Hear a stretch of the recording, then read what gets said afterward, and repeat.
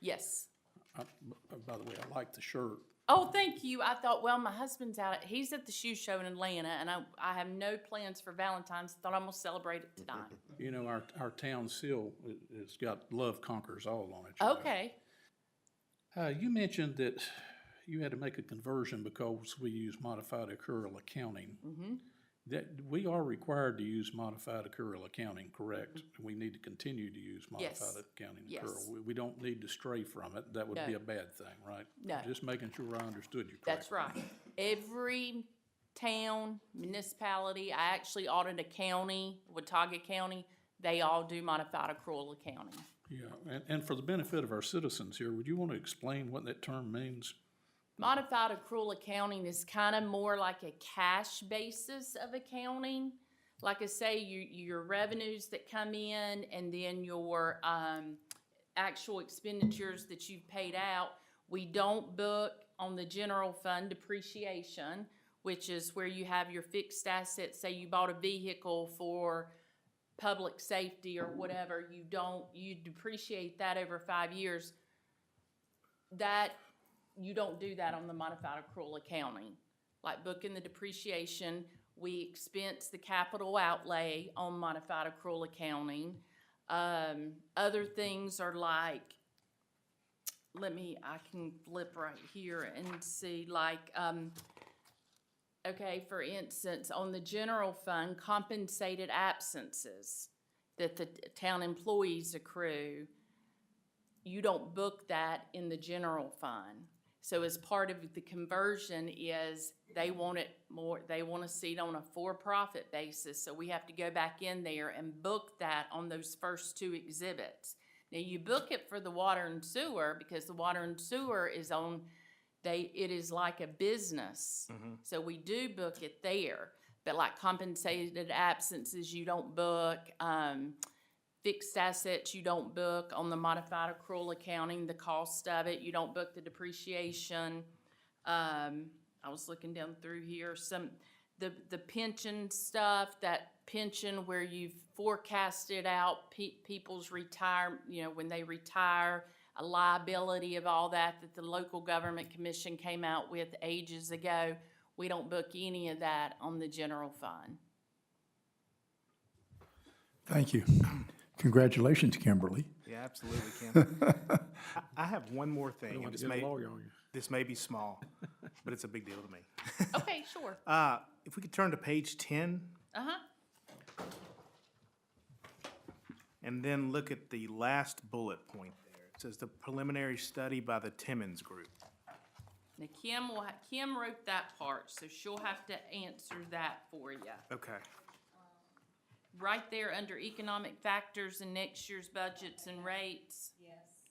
Look at the last bullet, the preliminary study by the Timmons Group. That I get from the Guilford. I get all of these mostly from the Guilford County website, and It's our point of view that needs to be taken off and discontinued from occurring on the audits. There was no action taken on that. Yeah, It's not an active issue before the town of Stokesdale. okay. So, it is. It's a pretty powerful statement to be in the audit, and we just need to get it out of there for next year. But it implies that we're working with Northwest Guilford communities on a regional water system, and we are absolutely not. okay. So, I mean, that's a big deal. It went away years ago Yeah. Okay, for no us. problem. Yeah, that part for your next year's budget and rates, and then I always ask the staff to Sure. write that up because I'm unaware. And I've marked it out here, Derek. Okay. Yes, and I will make sure it's gone, and I will let Robbie or I either one cannot think of the lady's name, but she sends me the information on this, and I'll let her know to please don't send that information anymore.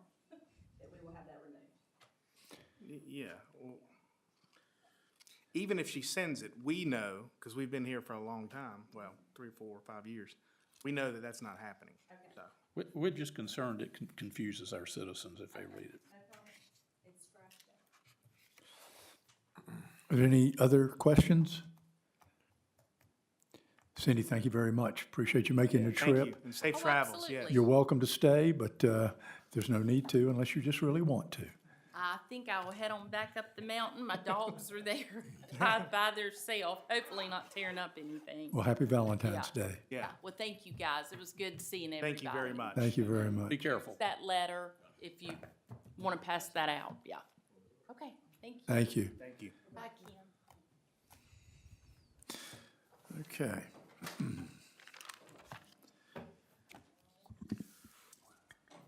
Review and adopt the following minutes. I make a motion that we adopt minutes for regular town council meeting of November the 14th, 2024.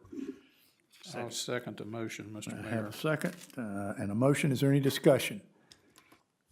Mr. Rigsby. Aye. Mr. Foy. Aye. Mr. Landreth. Aye. Mr. Jones. Aye. And I am also aye. Public safety reports. Robbie, we don't have our fire chief with us. Yes, Mr. Galton reached out earlier this afternoon and said that he wasn't going to be able to make it tonight, but he did send me his numbers, and so I can read those numbers to you. Let's see.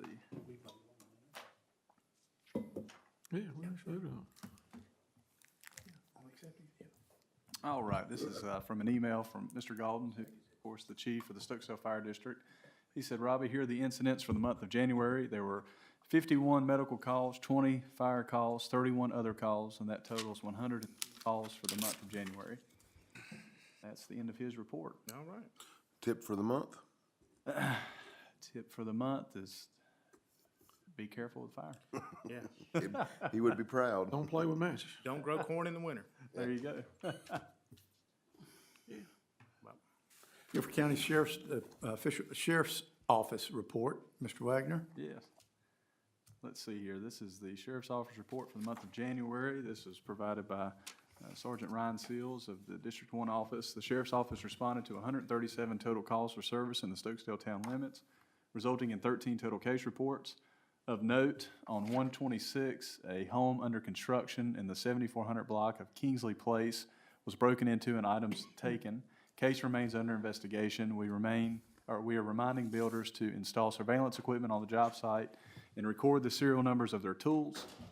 During the week of 127, the Sheriff's Office received multiple reports of motor vehicle break-ins involving unlocked cars in both the 2000 block of Dock Ridge Drive and the 8100 block of Trebbiano Court. Miscellaneous items were taken from vehicles. We want to remind residents that this is a crime of opportunity, and to please ensure that you are locking your vehicles and removing your valuables. On 131, a resident in the 7100 block of Ellison Road reported that his Kia sedan was broken into and the ignition/dash was heavily damaged in an effort to steal the vehicle. This is part of a nationwide trend that we are seeing of Kia and Hyundai brand vehicles being targeted for theft due to online videos going around showing how easy they are to steal. I want to remind everyone, especially Kia and Hyundai owners, to consider installing surveillance cameras at their homes, parking garages, or use anti-theft devices in their vehicles.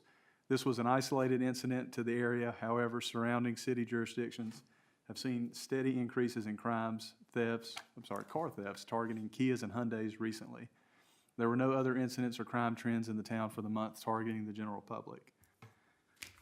And these are the calls by type, and as always mentioned, this is the type of call upon initial dispatch. Call nature often was changed after further investigation or upon deputy arrival. There were two burglary of a vehicle, 3 burglary of a residence, 2 disturbance, 16 alarm, 2 domestic, 1 weapons offense, 2 warrant, 1 drug, 28 traffic, 2 missing person, 1 motor vehicle theft, 2 noise violation, 56 other, 12 suspicious, 1 vandalism, 2 theft, and 4 trespassing.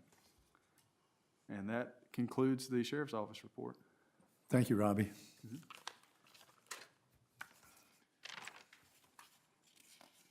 Administrative reports, we'll have to wait. Let's take a break for just a minute. No, Robbie, if you would, the administrator's, town administrator's report. Yeah, absolutely. So I'll start with the water system report.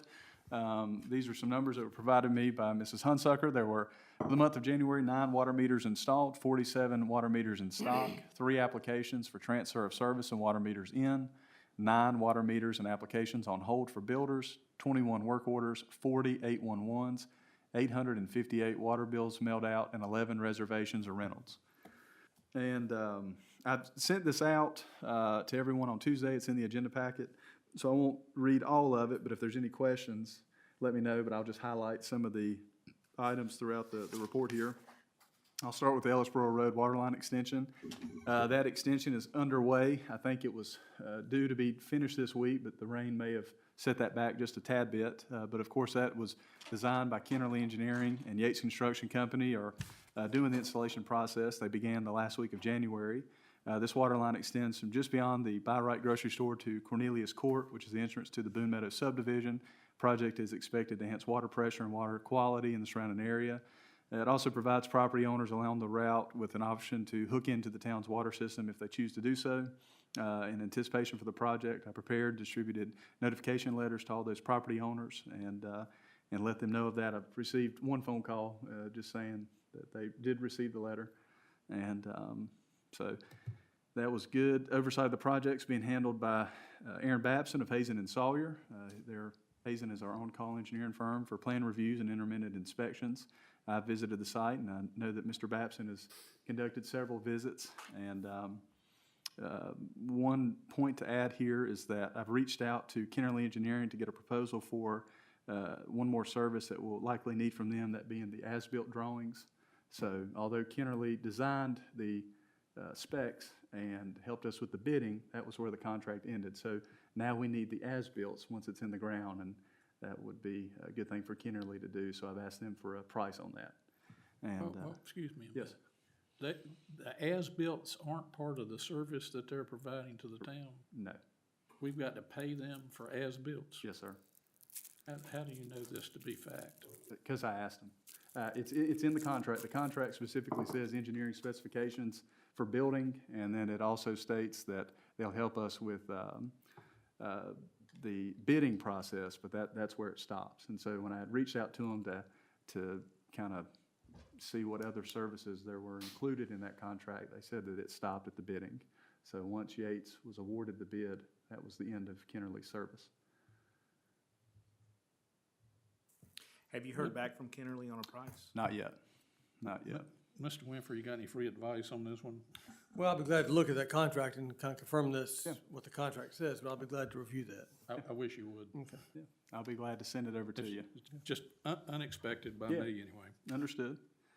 Let's see here. The Coldwater Road Waterline Extension Project, not much of an update other than they're still working on it. Hazen and Sawyer have been working on the design aspect of that. They've been working with SNME to conduct geotechnical exploration services, and they're expecting to have a final design ready for council to be presented with in the first quarter of '25. So hopefully by next month. The water system inventory asset, water system asset inventory and assessment project, and I'll say this in conjunction with the pre-construction planning grant project. Both of those are projects that Hazen and Sawyer are helping us out with. They're still working on it. They're giving updates from time to time, mostly that they're using the AIA money for updating the town's water model, and then for the pre-construction planning grant, that is talking about the pressure reducing valve for the elevated water tank storage. And another big update from the water side is that Ms. Hunsucker and Mr. Winfrey, Mason Winfrey, are working on developing a formal standard operating procedure for the town's monthly water billing process. And that will give you all clear guidance on consistency, accuracy, and efficiency in the billing operations. And that should be ready by March 13th. Good. For the administrative side, I'll touch over a few of these. One big one is this NCDOT project R-5823. Back in January, a representative of the Highway Division 7 office had reached out and asked to use the council chambers for an informational meeting similar to what they did back in 2023.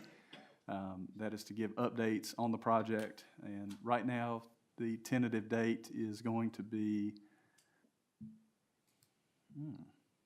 March 18th. Here we go. Tuesday, March 18th at 25 at 1 o'clock p.m.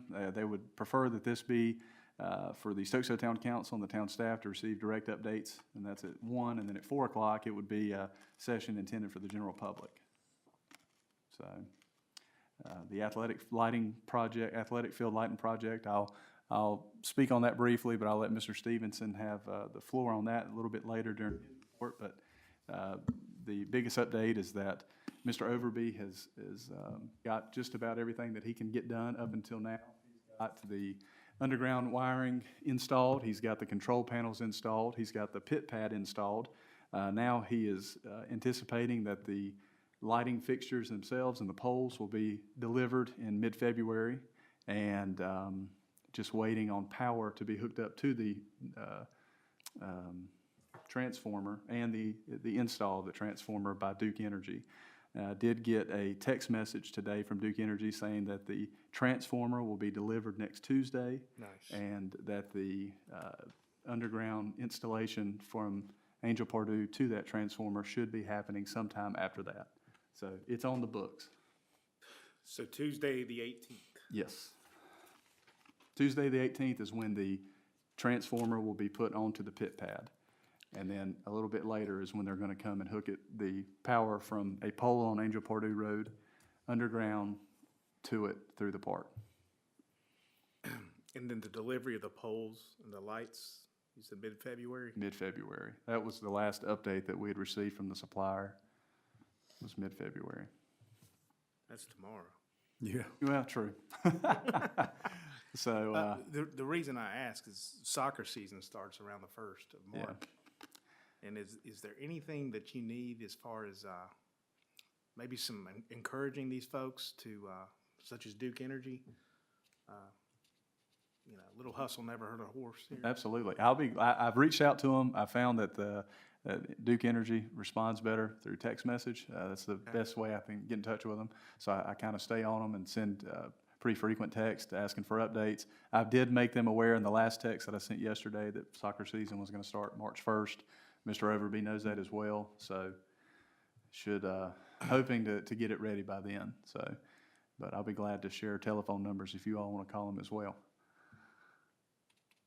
What about just drafting a nice, short, polite letter on town letterhead and having the mayor sign it? Just Yeah. anything that can be done to ensure that the Parks and Rec season is able to. Yeah, absolutely. That's no problem. I'll be glad to type something up and have the mayor sign it, and Then you could text it to them. I can send him a picture of it. Absolutely. I'm afraid that if we send it through the post office, it may not make it there by March 1st. And the reason I ask, because I believe it's already been 3 or 4 months. Correct. If that's a motion, I'll second it. We'll make it official and just vote on it if you want to, Mr. Foy. Sure. Make sure it gets done and all. I'll make a motion that Robbie draft a letter politely requesting Duke Energy to expedite the installation of the transformer and to have the mayor sign that. With the goal of being ready for soccer season on what date? March 1. March 1 is usually around the time, Yeah, okay. give or take. Well, let's ask for what we need and put Okay. March 1 in there, and I'll second. Okay. Thank you. There goes my Duke power. I have a motion and I have a second. Is there any further discussion? Mr. Rigsby. Aye. Mr. Foy. Aye. Mr. Landrith. Aye. Mr. Jones. Aye. And I am also aye. Mr. Wagner, do you have anything additional to add to the administrative or planning? I'll be glad to touch on a few more things here. Just another quick update on something that seems like it's been going on forever. Since June 13th of last year, you all approved a contract for us to have internet and telephone services through AirSpring, which is a kind of a sub-company under AT&T, and they have finally got it into the building. So they had some trouble out in the parking lot. It's all been taken care of. They were able to fix it without busting any concrete, any asphalt. They got it into the building, and my understanding is next week somebody will be here to actually get it hooked into their wireless router, and then telephones will be coming. Those are pre-programmed. It's just plug and go. And so hopefully here soon we'll be a part of that. Great. Good work on that, Robbie. I know Yeah, it no problem. required a lot of follow-up. Yeah. Let's see here. And yeah, so that kind of does it for the admin report. There's a few other things, but if you have any questions about it, let me know. Is there any questions for any of the other items? How about planning? We cover planning? Yep, so I'll go over the planning board report. So the Stokesdale Planning Board will meet for their next regular meeting on Thursday, February the 27th at 7 p.m. here in the town hall. During that meeting, the planning board will review a sketch plan proposing a planned unit development district for the property located at 8070 NC Highway 68. If approved by the town planning board, the sketch plan will then advance for consideration by you all as the Stokesdale Town Council during your next regular meeting on March the 13th. And just a quick refresh on this, in accordance with Section 4-10 of the Development Ordinance, the applicant is required to submit a sketch plan to the county TRC, followed by review by the planning board and the town council. Upon approval of this sketch plan, it will accompany a rezoning request. So what that means is they cannot just outright ask for a piece of property to be rezoned to planned unit development, PUD. They have to submit a sketch plan first, and once that's approved, it accompanies the rezoning document. So that'll be going to the planning board here soon, and they'll be getting their packets next Thursday. The bottom line is you'll have, both the planning board and you will have two bites at the apple essentially to look at the plan, once to approve the plan, once to approve the rezoning. That's right. So it'll go to each board twice, essentially. The sketch plan will. You'll see it the first time, and then you'll see it again when it comes in the rezoning packet. I don't recall. That's interesting. But Yeah. okay. It's an oddity, but that's. From memory, that parcel is zoned multifamily, I think. It's, Goes back a number of years, but I believe it is.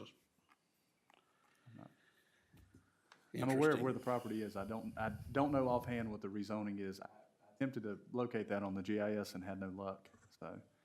Okay, I can show you if you need me to. Okay, that would be helpful. All right, and that does it for the planning board report, so I'll.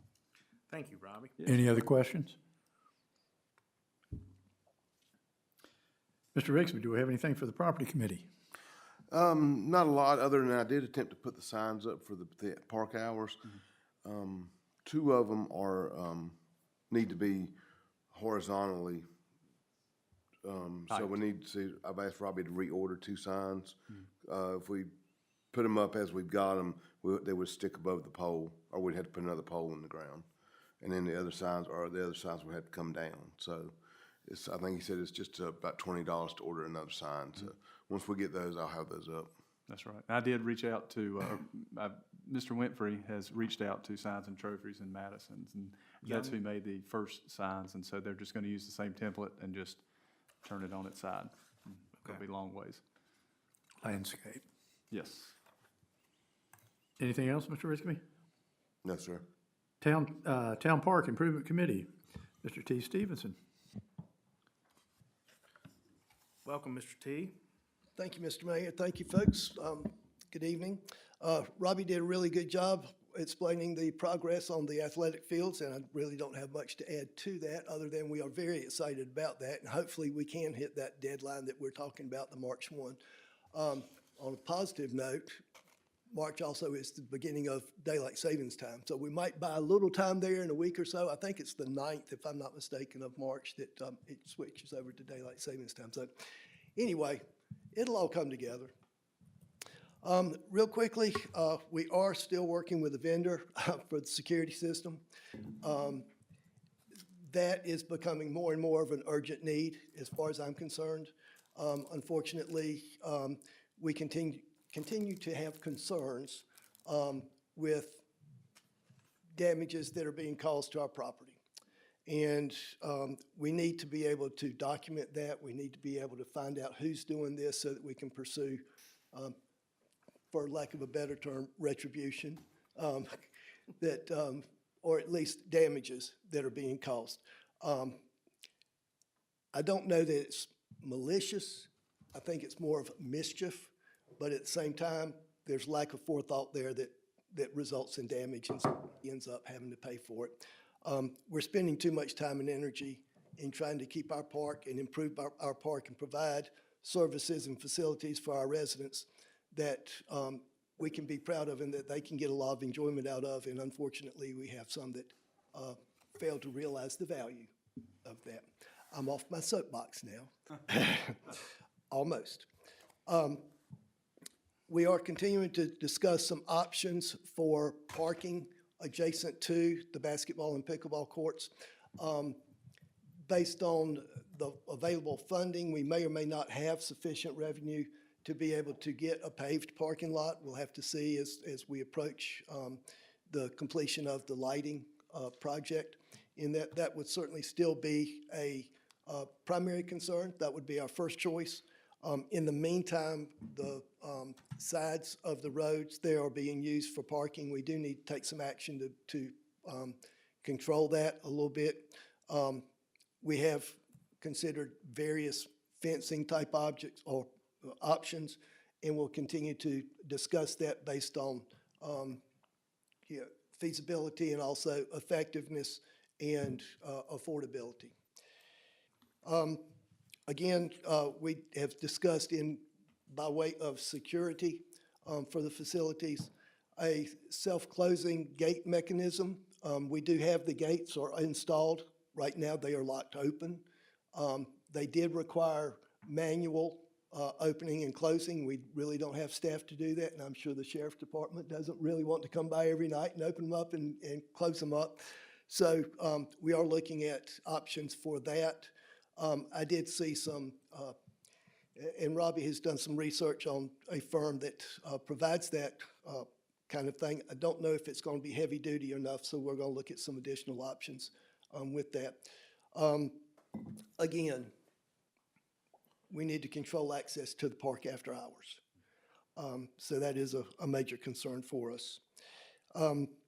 That's the major options that we have that we're talking about and trying to do here. The next Park Improvement Committee will hold a regular meeting next Thursday. That's the 20th of February at 5:15 in this room. And it is a public meeting. Everyone is welcome to attend. Mr. Stevenson, Yes, if sir. I may just back up to something you're speaking about. When you say the committee is working on a project to install automated controls for the gates going into the park, correct? We are looking at options Yeah. for but, that. I don't recall us having money budgeted for this, but, Well, we haven't presented anything. We're looking, Mr. Jones, at the possibility to do that. We do need to have some type of control to keep yeah. off duty. If I may. Yes, sir. Finish. I've been down here a long time, sit through a lot of meetings. We've had a lot of events with vandalism and trespass, and I think overall, very minimal compared to what we could have, but there's a point that I would make here. And we've tried it both ways in the past. We've tried securing those gates, and right now we leave them open. One of the issues that's consistently come up is that if the gates are closed, the Guilford County Sheriff's Department can't ride down there after hours and patrol the park. So is that being taken into account in the Park Improvement Planning Committee's Yes, sir. plan? Yes, sir. Mr. Wagner and I discussed that today, as a matter of fact. And who else is on this committee? It's the Park Improvement Committee. It's Mr. Landreth and Mr. Foy and myself. Okay, so 2 council members, a volunteer, and a town staff member. Okay. It's just news to me, and it sounds like a big outlay, so I just wanted to remind everybody to take into account the sheriff's department's ability to access the park for patrolling. Absolutely, All right. absolutely. I'll leave I you think be. that's a real good point, Tim. As far as, being news to you, I think it's proper that the committee chair talk about what they're discussing. I'd also point out that though it doesn't specifically say gate, guarded gate in the budget, there certainly is $475,277.48 in the budget for park improvements. Gotcha. Oh, okay, I just Mr. want Fo- to talk about facts. Yeah, Mr. Foy, I'd be remiss if I didn't bring forth a concern when I have them, so understood. I'd be remiss if I didn't have a rebuttal, if I didn't have one of those. Very well. I think the point of contention was that it wasn't in the budget, and I'm just saying that it is, but I didn't recall it being a point of discussion before, Mr. Foy, so I just wanted to ask that question. Understood. Thank you both, appreciate that. Any other questions? T, thank you very much. Thank you. Now we move on to the financial reports. Ms. Kimberly Thacker, let me just say, congratulations again. Very good job. We do appreciate it. Thank you. And I appreciate you guys as well. You are definitely a good council to work with, and I appreciate it. Okay, where, oh, Lord, I'm not even there. I couldn't find my notes, I've got them in front of me now. I will just touch briefly, and these are for the financials for ending January 31, 2025. I'll start with the general fund. In our CDARS, total is $2,761,537. Fidelity Bank checking, which is our operating account, $465,109.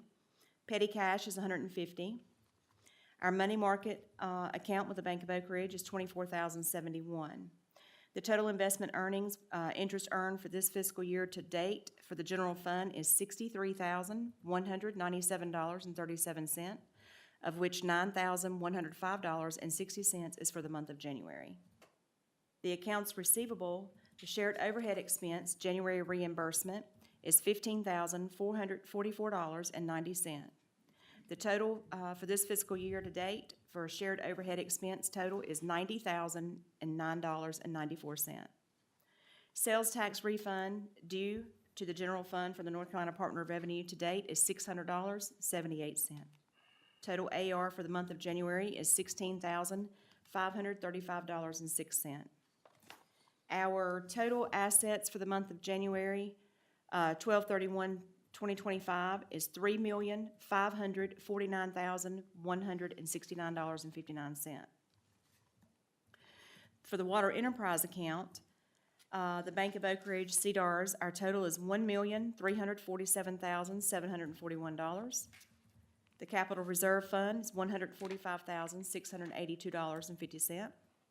Fidelity checking, which is our operating account for the water enterprise account, is $517,250.67.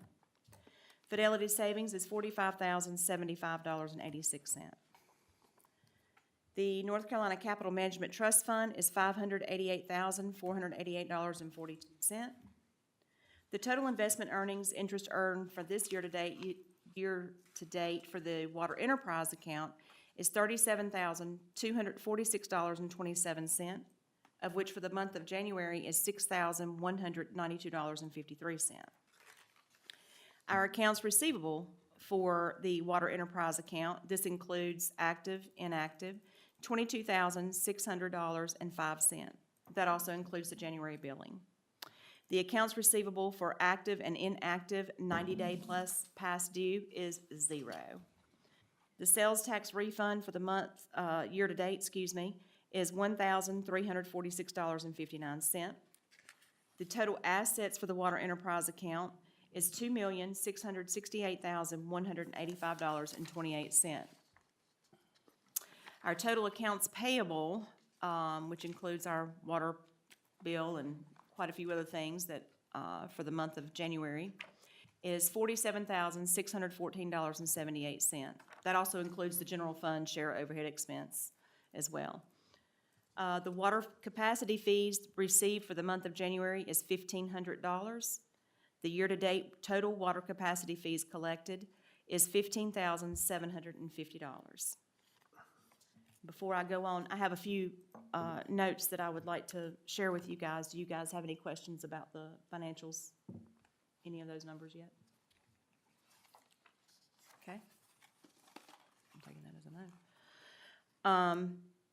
I am requesting that in the general fund budget, under the payroll expense, I am requesting that I need to move around within the category, not a budget amendment. Within the category, I need to move from the health insurance $1,100 and divide that and disperse that out into the dental insurance, the vision insurance, and the short-term disability. I just need to move some money around from the benefits from the health insurance, just move that around from there. And payroll processing fees, I also would like to request and that if I'm able to move some money from the health insurance benefits as well, because we are way under budget in that category, and add to the payroll processing fees, because we're getting short on that one as well. How much do you suggest? I would probably suggest, what month are we in? January? Oh, yeah, we're in February, excuse me. February, probably 6, 8. Let's round that up to 1,000. I'll still be way under, but just to be on the safe side. Have they increased our payroll processing fees? Yeah, well, we also had to, we pay for one check each month to be delivered to us. So that is an increase there, which it's been that way for a while, but there is a little increase there. And also, our W-2s and the end-of-year forms, they did go up a little bit on that one on this. They did, So we didn't budget enough. yes. Kim, I don't think 1,000 will cut it. In the payroll processing fees? Mm-hmm. We're in it's 80. Hold on just a minute. Let me- Was it per month? It varies. Okay. Because it depends on, How many? yeah, let me get right here. They have to have increased our rates. They did increase our rates. Not very much, but let's get right here.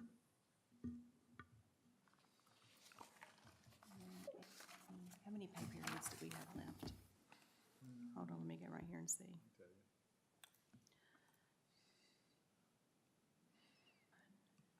2,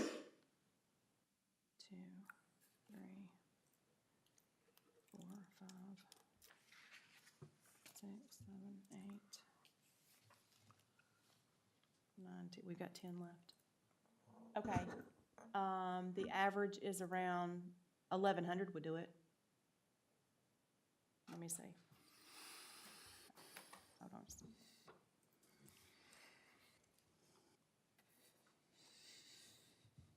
No. I calculated wrong in my head.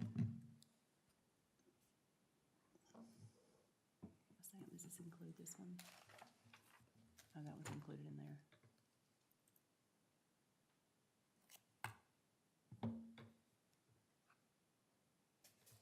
Let's say 2,000. 1980, yeah, 2,000, because it's an average. It does, the majority of it is $186 per pay period, and that does include the mailing of the one check.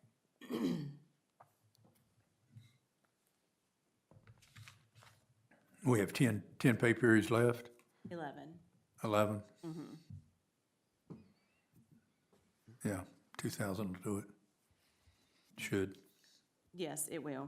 And again, this is not it will not be a budget amendment, it's just requesting to move. Because we're way under budget in the health insurance. And so I'm just requesting to move within that category, the payroll expense category. Do we need a vote on this? For your sake. Yeah, we do, but I still don't know if 2,000 will do it. Well, if we've got 11 left, it came up to like 1980 when I did the average.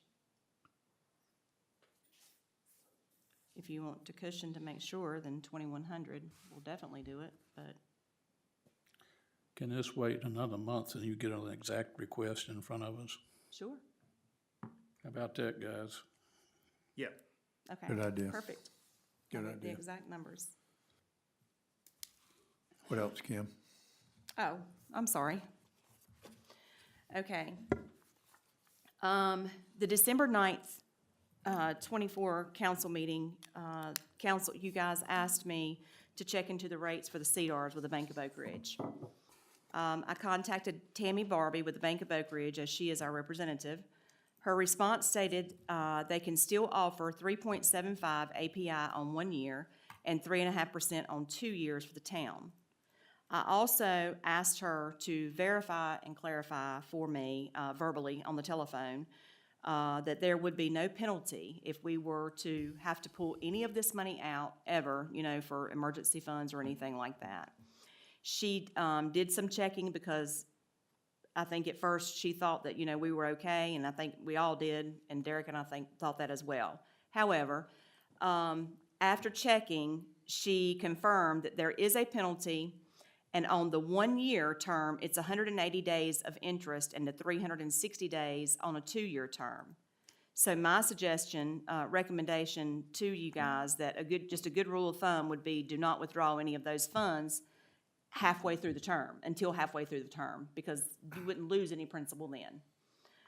So if we have a 1-year, I wouldn't touch that one for 6 months. You can break it, can't you break it up into smaller increments? We did do that. That's what we did. They've been broken up into smaller increments as That's far what we as did. amounts, but the time is still a year. Well, I know the time would still be the same, but I'm just saying, if we just needed some, we wouldn't have to.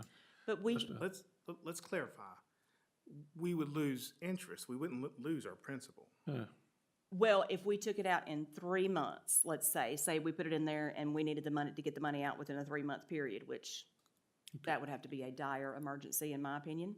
Well, maybe I'm just behind, so let me make sure I understand what we're talking about. We're talking about the account with the capacity use fees No, are being held? no, we're talking about our we're not. CDRs, The the CDR. Bank of Oak The Ridge, general fund. in the general fund. That's where we took, General we take fund CDRs, 100,000. I thought we did, Huh? I thought we broke those up into $100,000 increments. We broke them up into already. tens. We broke them up into, I'm sorry. we broke them up into 100, but that was for the Water Enterprise Fund about 3 months ago, probably. Oh, Okay, maybe my memory That is fooling me here. And I'm just wanting to let you guys know about this. We're not in jeopardy of anything here. Yeah. I'm just wanting to let you guys know about this. There's nothing that we're in jeopardy of. That, if we were to put, and again, I feel as if it would have to be a dire emergency if we needed to dive into those CDRs for anything. I've been here since however long I've been here, and the only time we've ever pulled out of there is when we purchased the property.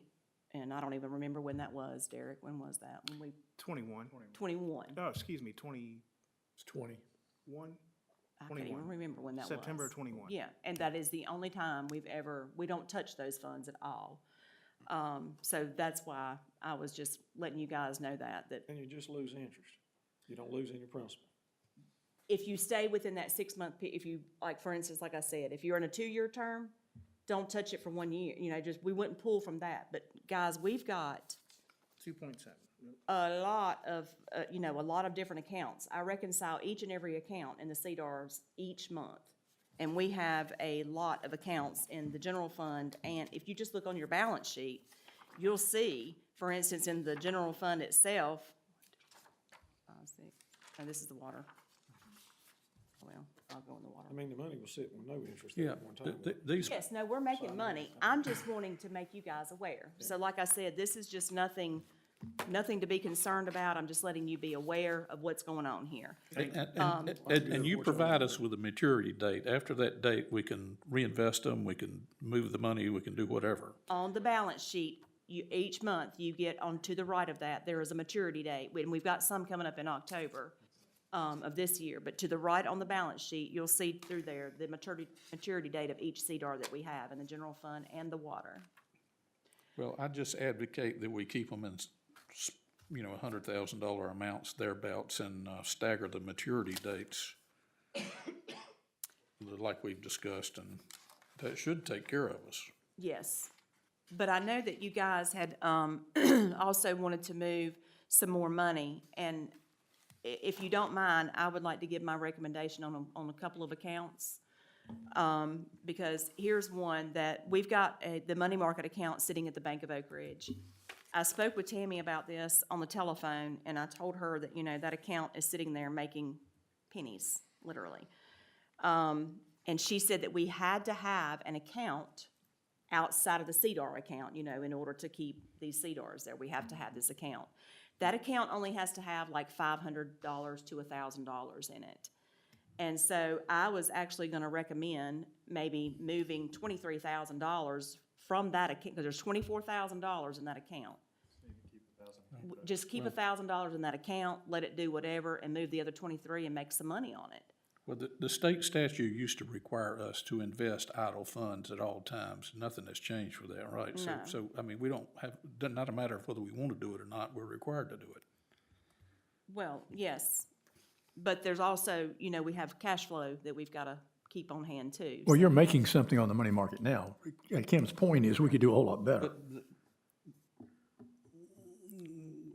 We'll talk about that particular chapter in the statute sometimes if you want to, Mr. Mayor, but I just want to be sure that we are constantly addressing this because we're required to, based on my understanding, to maximize the idle funds. Anyway, so as far as that goes, I was just gonna recommend that, and I know that, we had talked about the, capital reserve fund, about moving some of that money over. The only concern that I would have, on anything, which I do have a few numbers here if you guys wanted to talk about it, we also have a savings account with the Fidelity Bank, ending in, the one that ends in 0504. If you look at the balance sheet now and in the past, that's making pennies as well, pretty much. I call it pennies, it's just a few dollars here and a few dollars there. That account on my research from here is for naught. I don't even know why we have that small savings account, to be honest with you. There's Probably a reason for it at some time. there may have been in the past, right, but like we I mean, have, it is one you have to reconcile, isn't it? it is, but I have to reconcile the CDRs as well, too. Right, so- but I'm just saying, it's just one more thing you've got to do. If it's not worthwhile, then yeah, to your point, we ought to move it. That's what I was saying, if we could move that, and I've kind of done, What's the current balance in it again, Ms. Thacker? which one? That Fidelity savings. It's 45,076, rounded up. That's in the water account. Okay. Oh, okay, I'm looking on the wrong page. All right, yeah, that's in the water account, my bad. Thank you.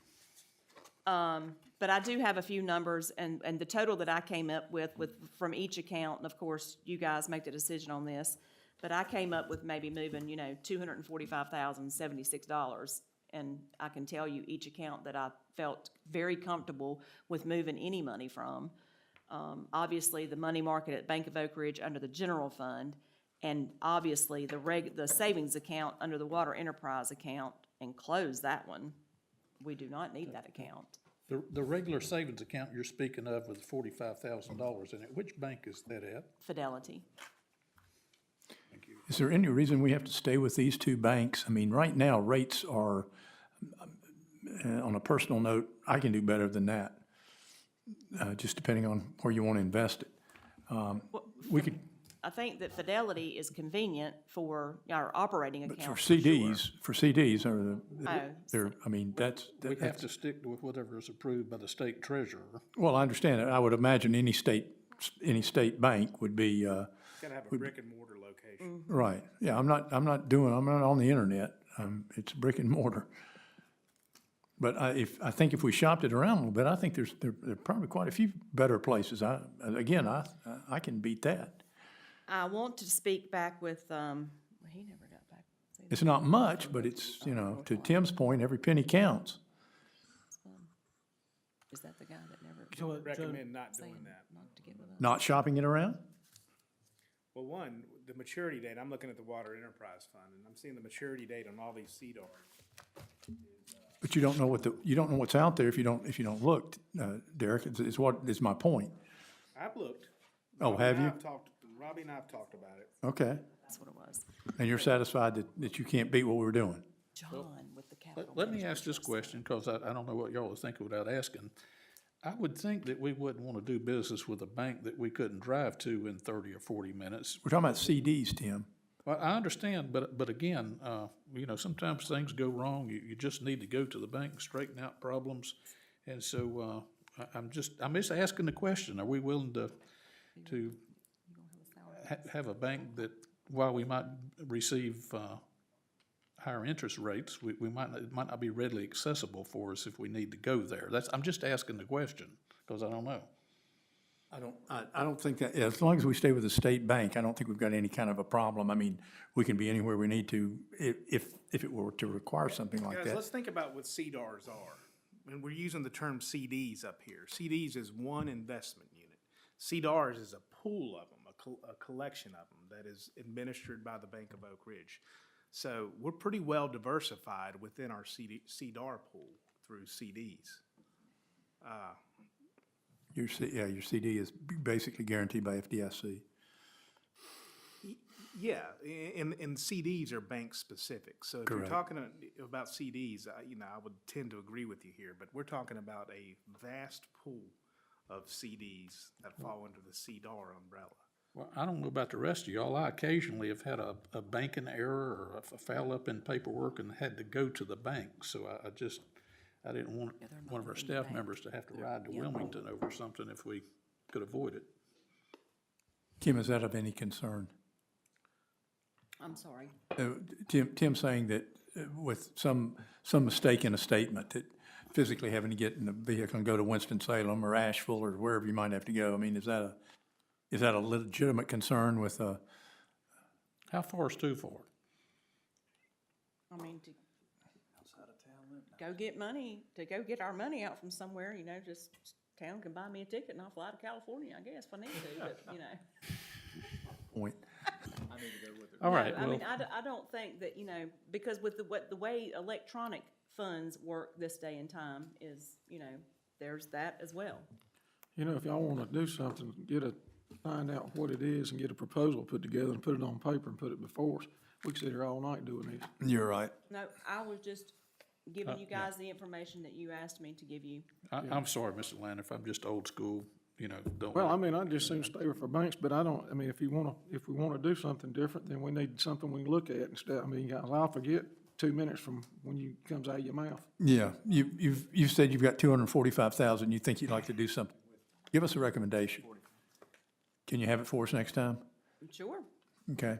Well, what about this time? You've got the recommendation. I have it sounds like. yes, I have them right here in front of me. Oh, you do? Okay. I do have the recommendations. All right. Oh, okay.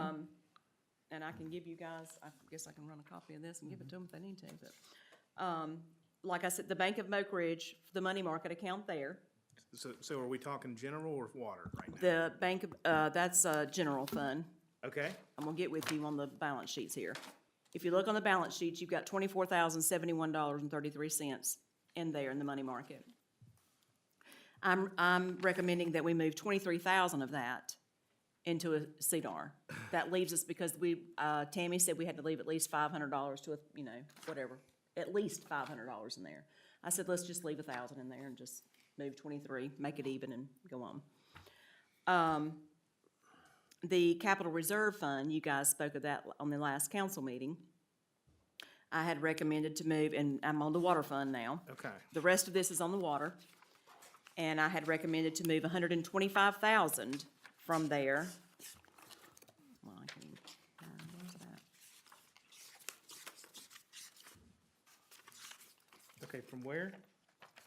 Out of the, capital reserve. Okay. Hold on. Which one? Did I pass it? This isn't a recommendation I was talking about. You're talking about switching banks. If somebody was wanting to switch banks and look at something, No, I'm not that's the necessarily, recommendation I was talking about. I wasn't talking about this. yeah, no, I'm not necessarily suggesting we switch banks, but I know she's got this.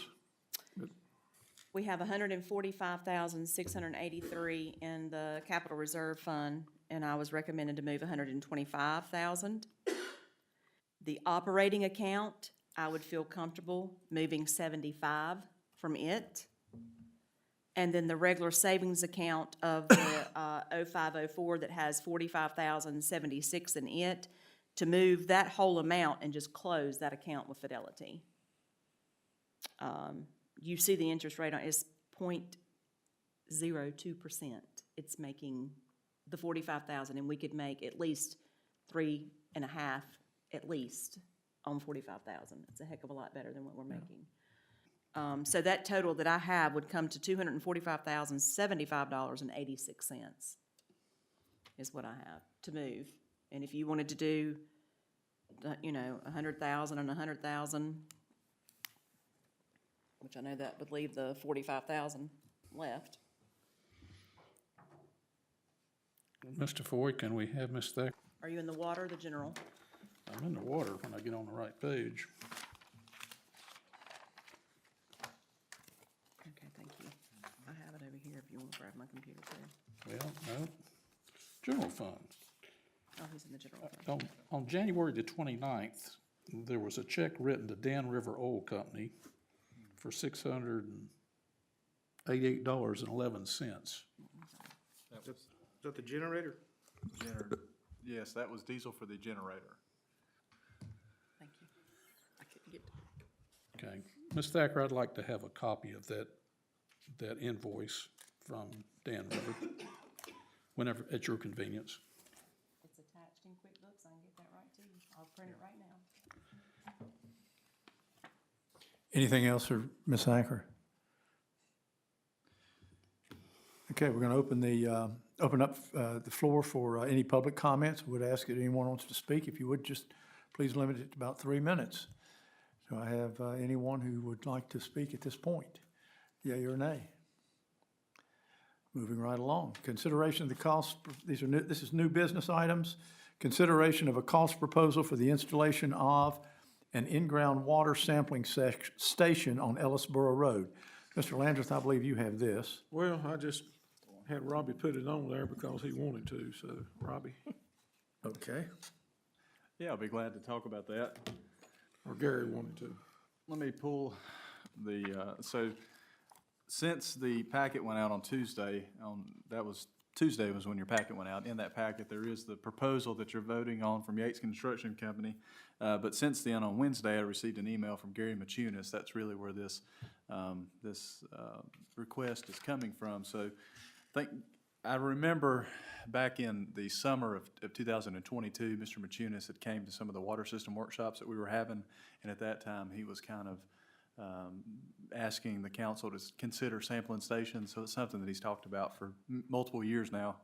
And whenever this Ellisboro Road water line extension came into play, Gary went out there and visited the site and was making sure that everything was going well. And during that time, he was speaking to the crew and wanted to know how difficult it would be to add a sampling station.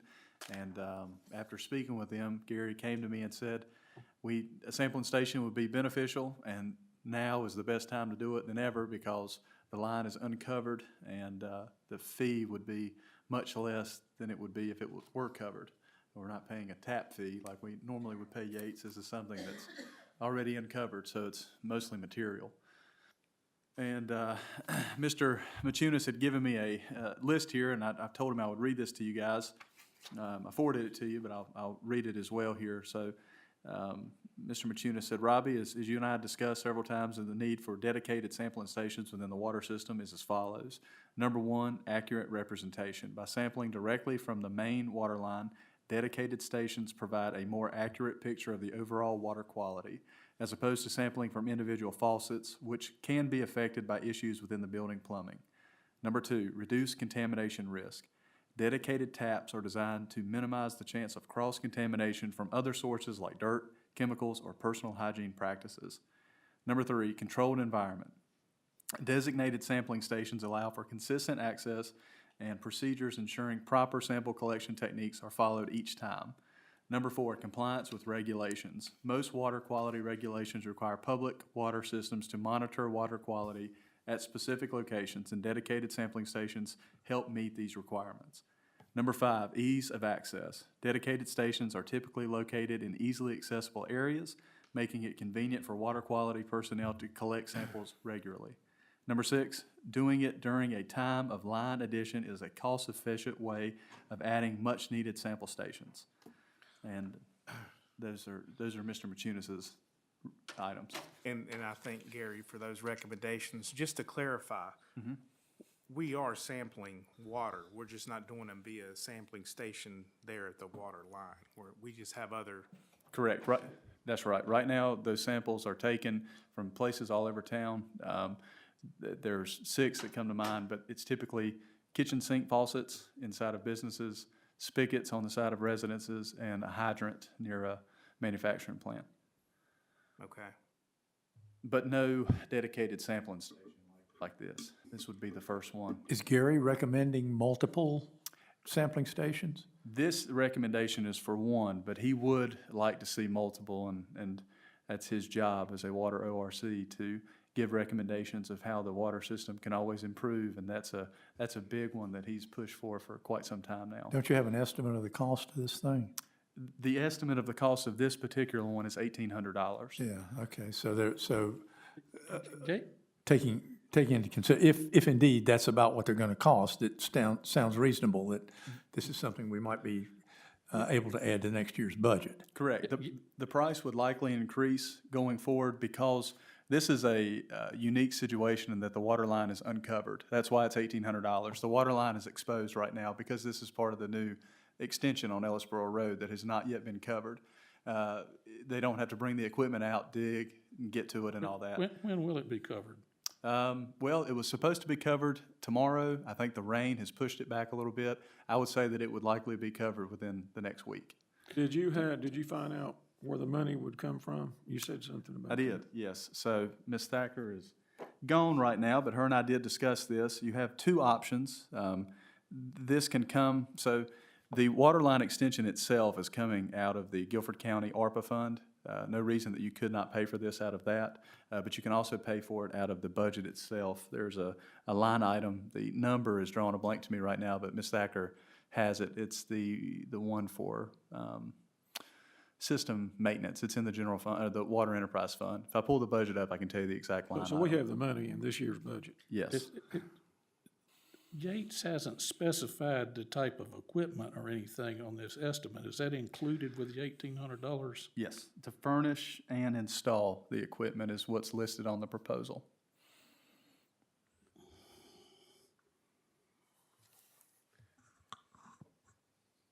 And again, this is a unique situation. It's going to be, the only time I could see it being this cost efficient, again, is on Coldwater Road when that water line extension's happening. Has a location been found where he can pull off of the road and not be on the shoulder of the road for this?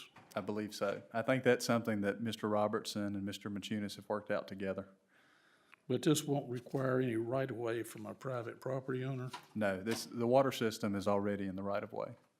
Yeah, well, I realize that. So it would basically be in line with the fire hydrants? Yes. If I recall, it was what, $3,000 or so to put one in? A tap fee it'd be about $3,000 to put one in, yeah. Yeah, if we're ever gonna put one in, I mean, now's the time to do it. And the thing is, when you're going through somebody's kitchen, you're going through their pipes. I don't know. Hygiene is a you know. concern. Well, I'm not prepared to start voting for these water sampling stations all over Stokesdale. My big concern with them has been damage from mowers and that sort of thing. They've, in the past, the town has had to buy more than one fire hydrant that was hit by one of the state's contract mowers. And I'm concerned that these things will be What is torn up. above ground, Robbie? So it's actually below ground. This instance, it's below ground. It would essentially sit in a meter box. It would have a connection with a hose that would be pulled out to take the sample. That was my understanding in speaking with this. Locked plate or something like Yeah, that? those boxes are lockable. I don't see how the hose is sanitary. Well, we're talking about the interior, not the exterior. I look at this, You're the plumber, speak up. Now, I wish Gary had called me about this, I really do. To Jimmy's point, if we're gonna do it, 1,800 versus 3,000. Well, 3,000, in my opinion, if this were to happen again in a unsimilar situation, it would cost about 3,000 to get it installed. The part itself would be another $2,000. we've run for these many, many years without one anywhere. The system has never been this large. I know, so we have even more places we can pull a sample from than we ever had before. Well, you do. what I like about a sampling station, it takes the variable of private plumbing out of it. It just comes straight from the town-owned asset, the water line. Source, yeah. So does every fire hydrant we have. And that's a good point. There's I think to open one of those up and then, It's a lot more water. how are you gonna get a sample from? I think that right now, Mr. Machunas only uses one fire hydrant. Put a swimming pool out there and collect it? Wish it did that. It didn't Do do you, that. do you want me to answer that, or? I would love for that. The process they usually follow is open up the hydrant and flush water through it, and then throttle it back down to, what I'd call about 20 or 30 gallon a minute flow, and then pull whatever sample they need to. When they're pulling the samples for our TTHMs, they usually let those hydrants run for an extended period of time to be sure they have fresh water that is, that's not local water, this fresh water that's representative of our system. The TTHM samples have always been pulled from our fire hydrants. So I'm not sure with the sampling station how they can flush that. What is the below disadvantage to ground. this sampling station? Well, I don't want to pay for it. I don't want to pay for the damage to them, and I don't want to pay to maintain them unless we need them. And my point being that we've come this far without having to have them. Let's ask this. It hasn't come up in discussions with Hazen and Sawyer about water main line designs and what have you, to my knowledge. And it's just something I have questions about. I'm not saying this is, not of any benefit, but To build on your question, Robbie, what's the reason we're not using fire hydrants, like Tim was saying? Do you know? I don't know. That would be a good question for Mr. Machunas. I trust his expertise Right, on this. He does this absolutely. for a living. If he I'm thinks it's a asking good his idea. boss right now, though, Yeah. so. Yeah, yeah, I am. I'd like to know that. well, how many of these are we going to have to put in eventually if we start down that path? I recall that meeting when Gary was here in 22 and him saying roughly 6 spots, kind of near food line, near countryside, just the outlying perimeter of the system per se. I would like to see a recommendation from Gary of where he would like to see him. More. But, to Tim's point, if it is as straightforward as Tim says, which I don't dispute, to get them from a fire hydrant, why wouldn't we do that? The coliform bacteria test he's been taking, chlorine test, and he does go to, like one of the test sites used to be the Subway. He simply had their permission and would walk in and pull that sample. I'm just thinking, it's great on a sunny day, but on a rainy day, he's got to pull over on the shoulder of the road and expose himself to a hazard, get out and uncover something that's in the ground and somehow maintain a sterile condition to pull a water sample out when, in this particular stretch, maybe he could pull that sample at Byrite, for example, is right down the road. So I have questions before, start spending That's a good point. money on this. Table this and have him come. No sense in tabling it. Once the line is covered, this proposal is null and void. So I would give this about a 3-day runtime. After that, I wouldn't worry about it. Once it's covered, you've lost this price. So We hear you about the low tap fee, Mr. Wagner. I hear you loud and clear. Is there a downside to going ahead and doing the sample station? If we decide we need, well, camel's nose under the tent, if we decide we need 5 of them or 17 of them, we can advertise for a public utility contractor to install them all at once and see what we get in the way of a bid. But I also don't like the part where they hadn't specified the parts and what have you are going to be utilized. There's no specifications for that. So I don't know what I'm voting on really, other than an $1,800 installation.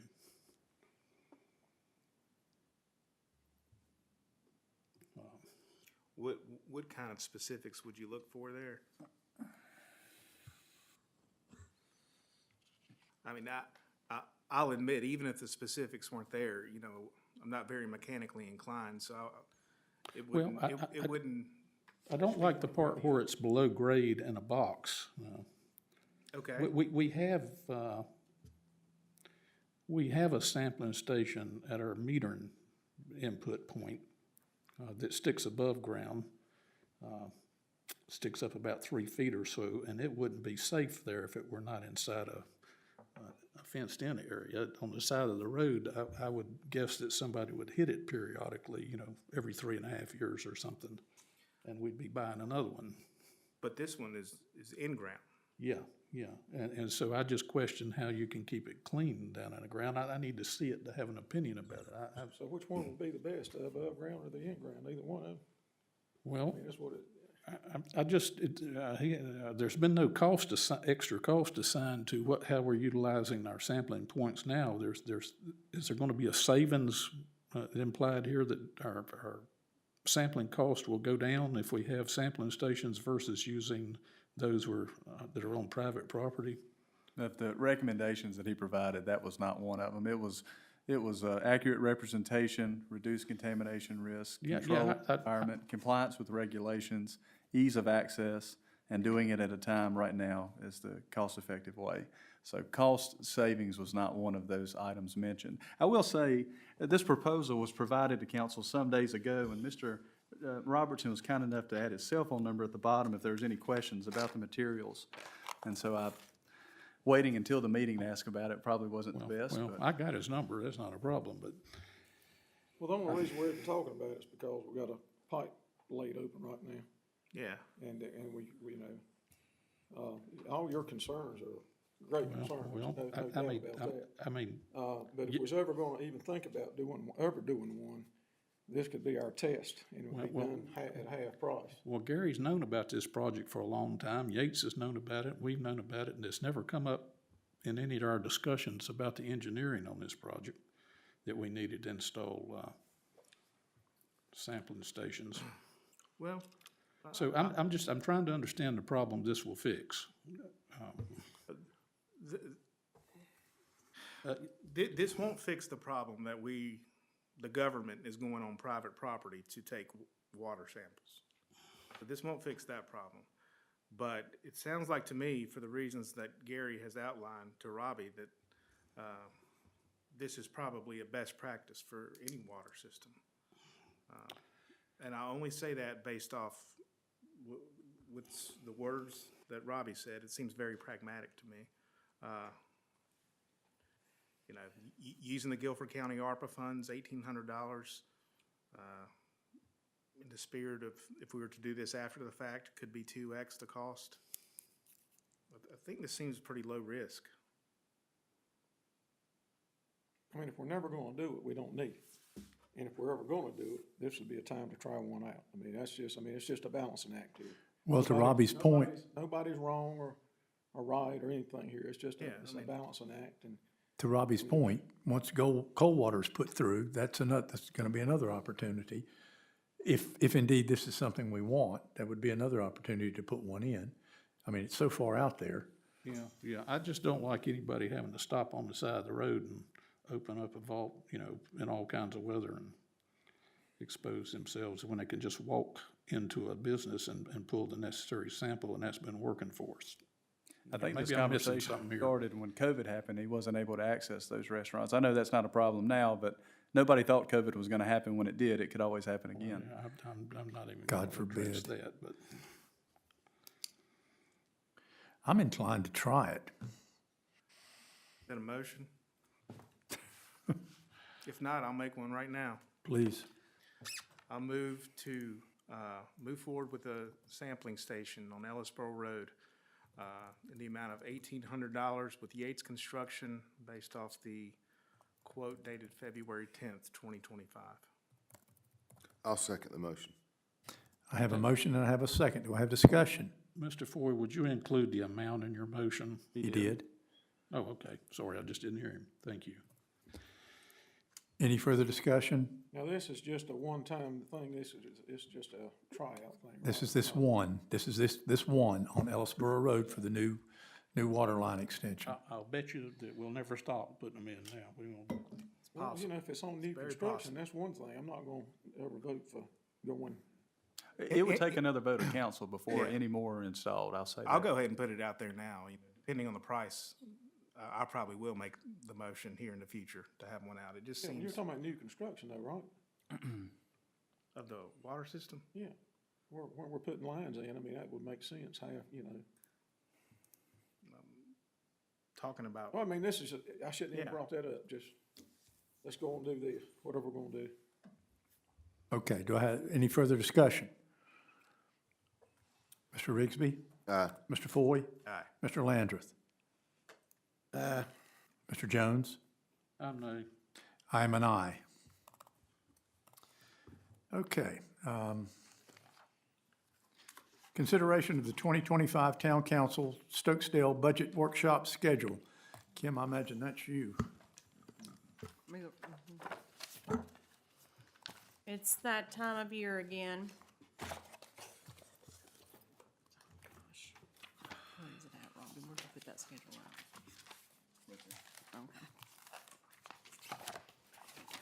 Okay. That we need to get our budget, workshop scheduled. And I'm requesting, for meeting dates to be the first Tuesday of each month, the meeting time at 7 PM. Meeting location, Stokesdale Town Hall, Council Chambers.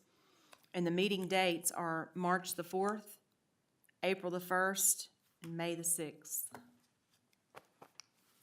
And that's my request. Are those all on the same day of the week? Tuesday, yes, the first Tuesday of each month. Is there any discussion? No, sir, thank you for making that recommendation. I make a motion that we adopt the budget workshop schedule as stated. I'll second the motion. I have a motion, I have a second. Do I have any discussion? Mr. Rigsby? Aye. Mr. Foy? Aye. Mr. Landrith? Mr. Jones? Aye. And I am also aye. Thank you. Ma'am, thank you. Okay.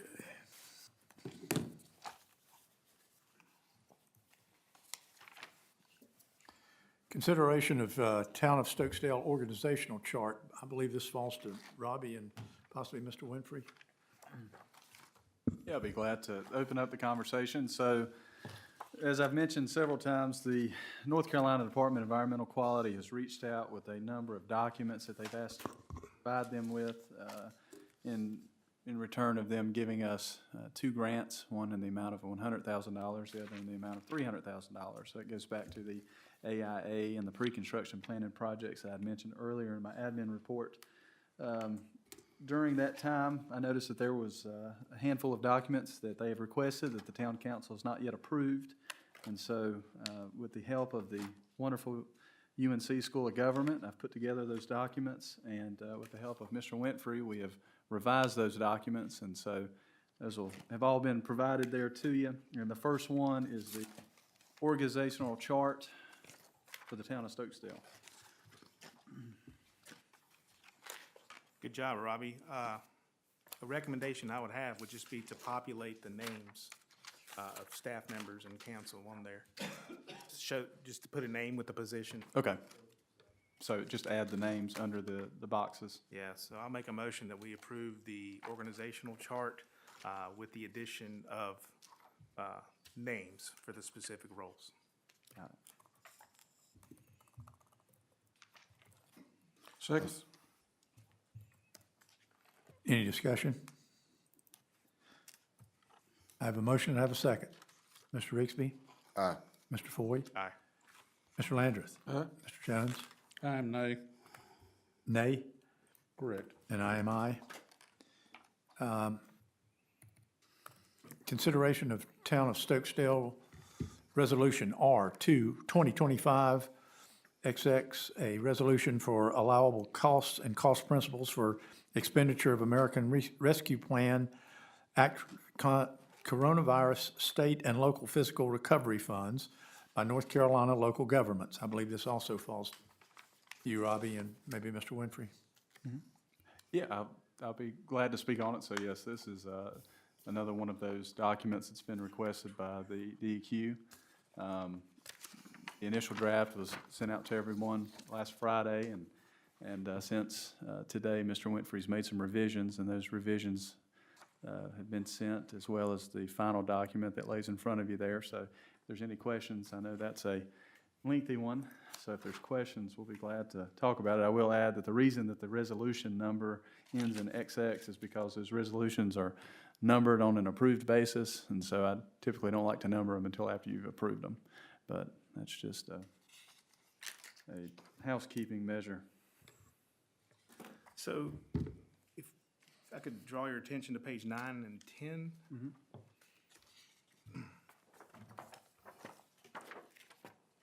So I'm looking at the second, third, and fourth bullet points on page 9. I'm not going to read every single one of these, but the spirit of what I'm saying will apply to all of these. Along with general review of project eligibility and conformance with other governing board and management directives, if required, Town of Stokesdale Town Council must review estimated costs for specific allowable cost requirements, budget parameters. I think this falls under the finance officer's position. Okay. So I would specify the Town of Stokesdale Finance Office. Here, it's in here, right here.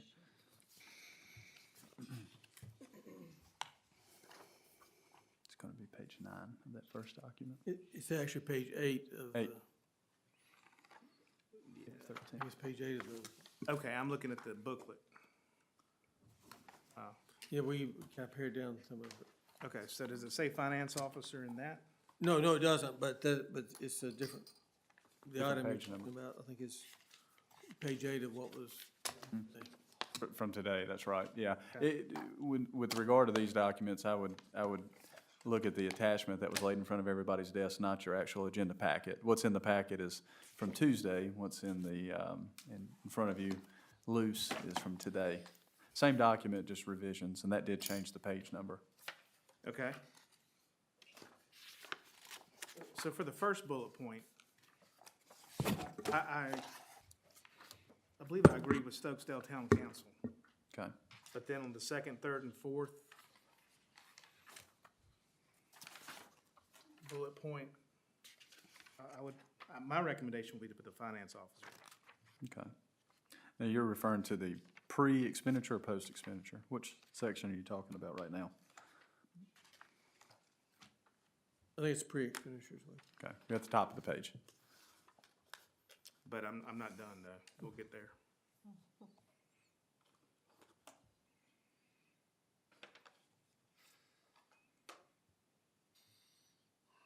Am I being asked to vote on these 12 items as one item under this memo?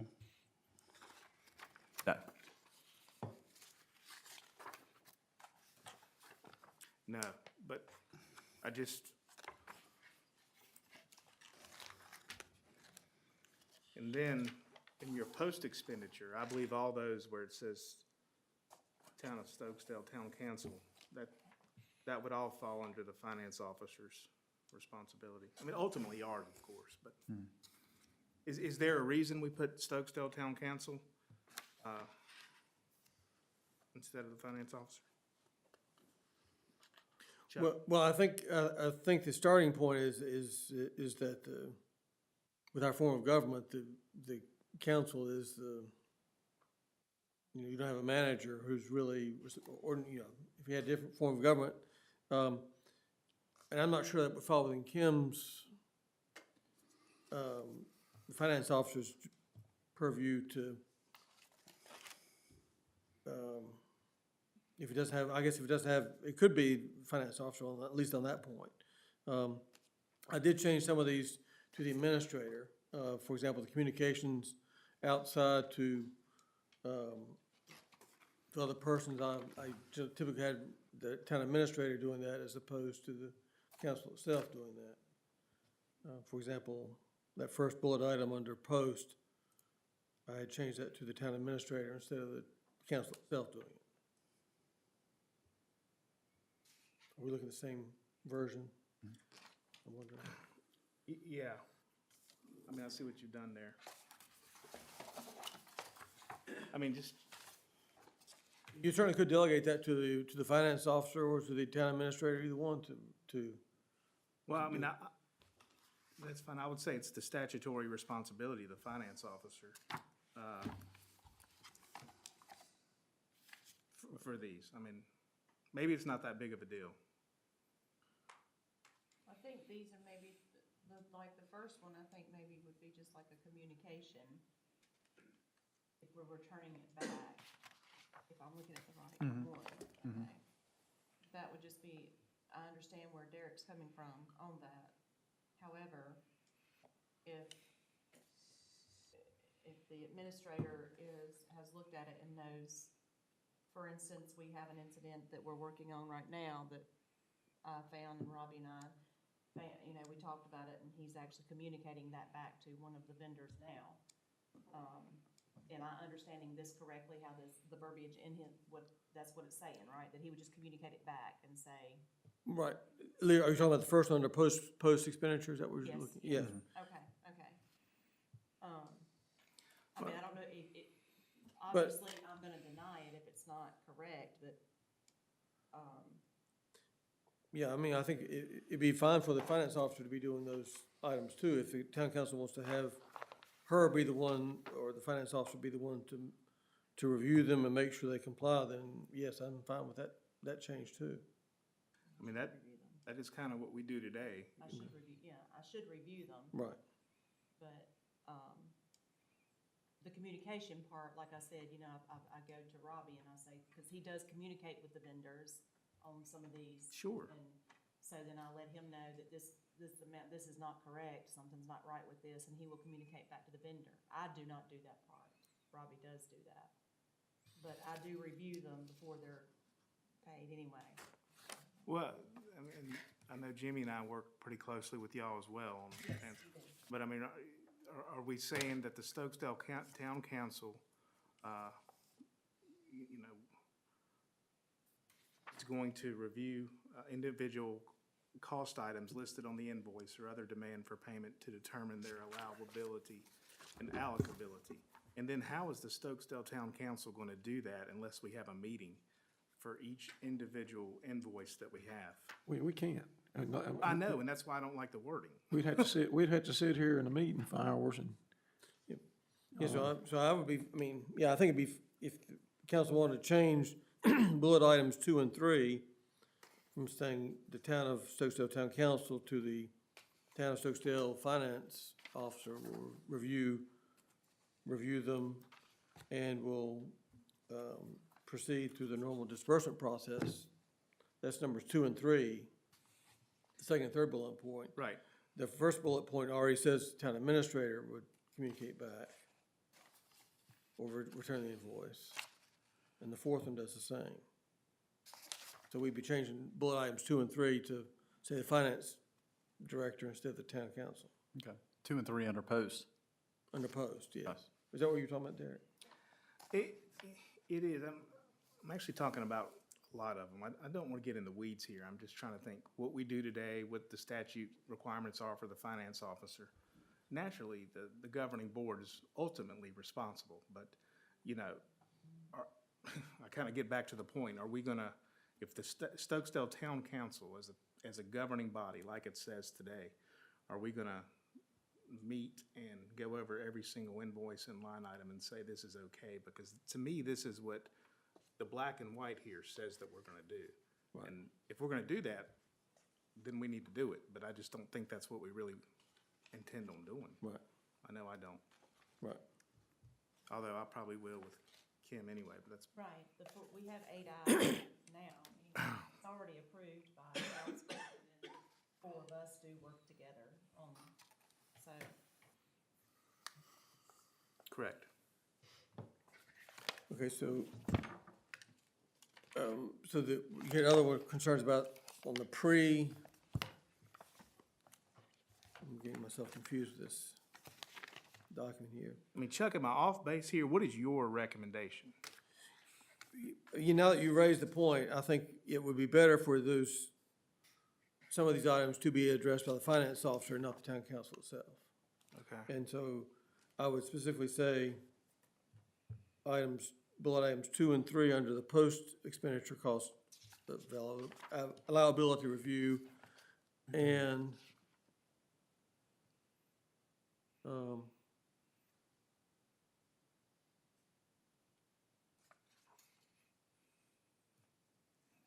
I still think, for example, the council would, for example, need to review the estimated cost of the item. I don't think that's something, And we've done that and approved right, that already. right. That was the special call meeting that we had out here in the lobby during voting. Mr. Winfrey, remember was that. That one? that was a special call meeting that was held in the lobby due to early voting going on. I don't think Mr. Winfrey was there, but No, he I was available. there. He was there. Oh, he he was there, voted. okay. Yeah, he came to So he's vote. there. Okay, yes. So what he's referring to is these documents, of course, have been requested by NCDEQ for the grants.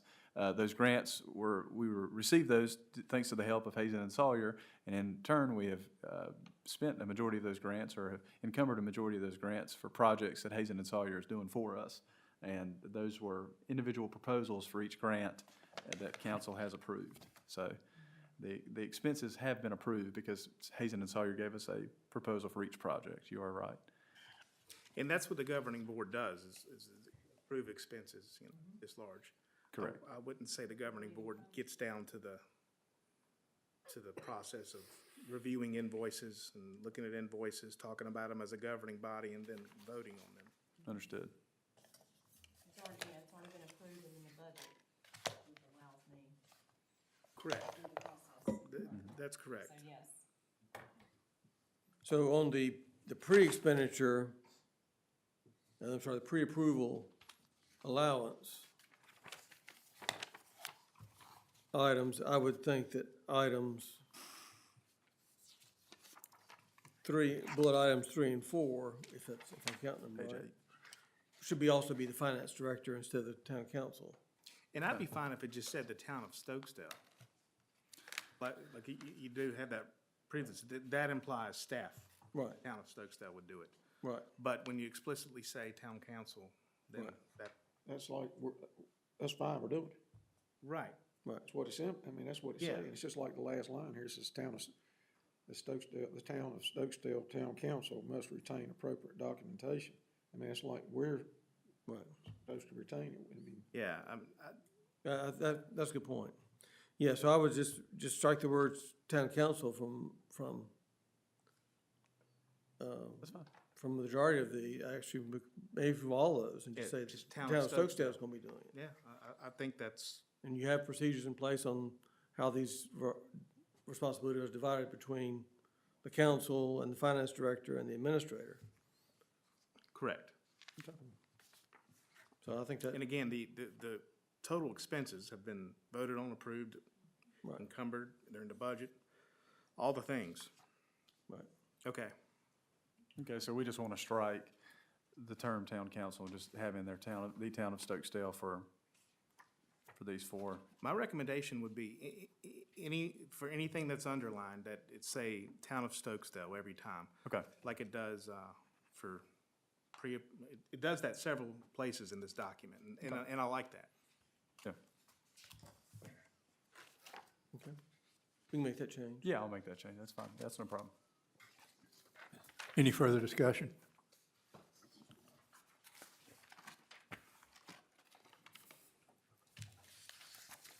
Do I have a motion on this? Go ahead. Go on with that one. Okay. Let's see, let me find my wording here. I'm gonna make a motion that we adopt, we adopt resolution the resolution for allowable cost and cost principles for expenditure of American Rescue Plan at coronavirus, state and local fiscal recovery funds by the North Carolina local governments as presented to council, however, making the town of Stokesdale be the responsible party for all, where responsible parties are listed. A second. I have a motion and a second. Discussion? And Chuck, just ask again, are we good with that? I mean, okay, That works. all right. Because you've got procedures that divide the responsibilities between council, the finance director, and Yeah. the administrator. And certainly council members are actually involved with every check that goes out, so, okay. Any other discussion? Mr. Rigsby? Aye. Mr. Foy? Aye. Mr. Landrith? Mr. Jones? I'm an aye. Consideration Town Stokesdale Resolution R 2025, a resolution adopting and enacting a non-discrimination policy, which shall apply to the operation of any program, activity, or facility that is supported in whole or in part by expenditures, CSLEFRF, pursuant to the ARP and the CSLERF award. Mr. Wagner, I believe you have information on this? Yeah, so I'll be glad to speak on this. Similar situation from the last one. This is a policy, it's a resolution accepting a policy, this non-discrimination policy. It's been requested by NCDEQ for the grant funding that they've awarded us. And again, that initial template of this was prepared using a school of government template. It was provided to everyone on Friday, and Mr. Winfrey has made some revisions that we've laid in front of you today for your consideration. And so if there's any questions, feel free to ask. I will just, a summary of this is basically saying that we'll be in compliance with federal laws and that adhere to Title VI of the Civil Rights Act, Fair Housing Act, Rehabilitation Act, the Age Discrimination Act, and American with Disabilities Act, among many others. So, any questions?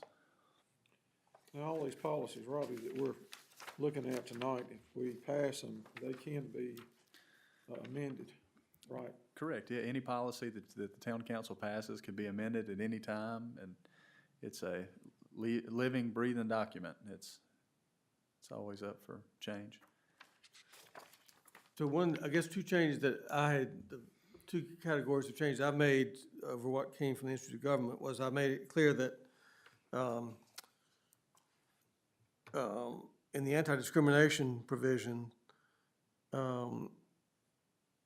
made it clear that fluency in English could be a great basis for not employing somebody. It wasn't clear the way it was worded in the version that came from the Institute of Government that was a possibility, and so I've made it clear that, and I think the law is that if you wanted to hire somebody, you can certainly use their fluency in English as determining, their suitability for the job. So we, I made that provision, and also because many of these restrictions, and when you're dealing with federal funds, there's federal regulations that apply, not just federal statutes, but also regulations, and those can change based on the administration in office.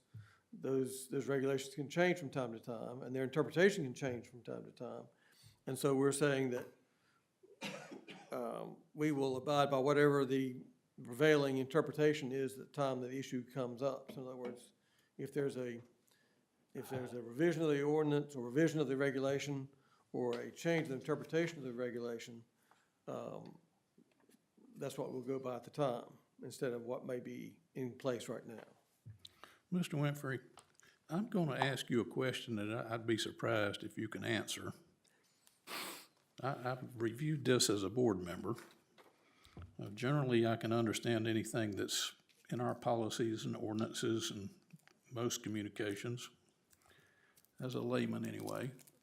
And so in order to vote on this with confidence, I would have to have looked up all these federal rules and regulations and, 31 CFR Part 22 and so on and so forth.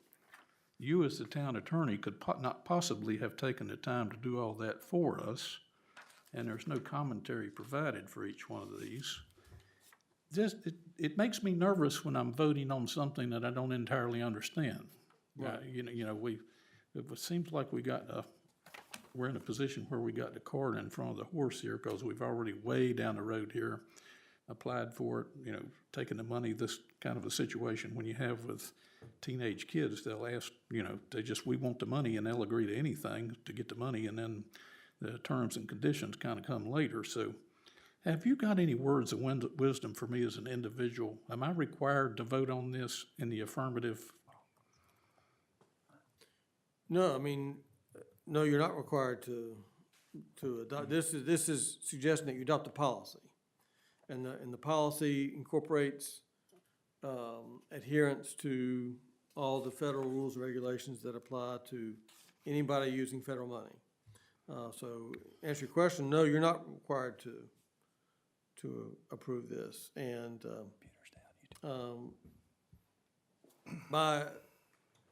I can't say I've looked at every, revision, or every subpart of every rule that's referred, some of these rules are going for 100 pages.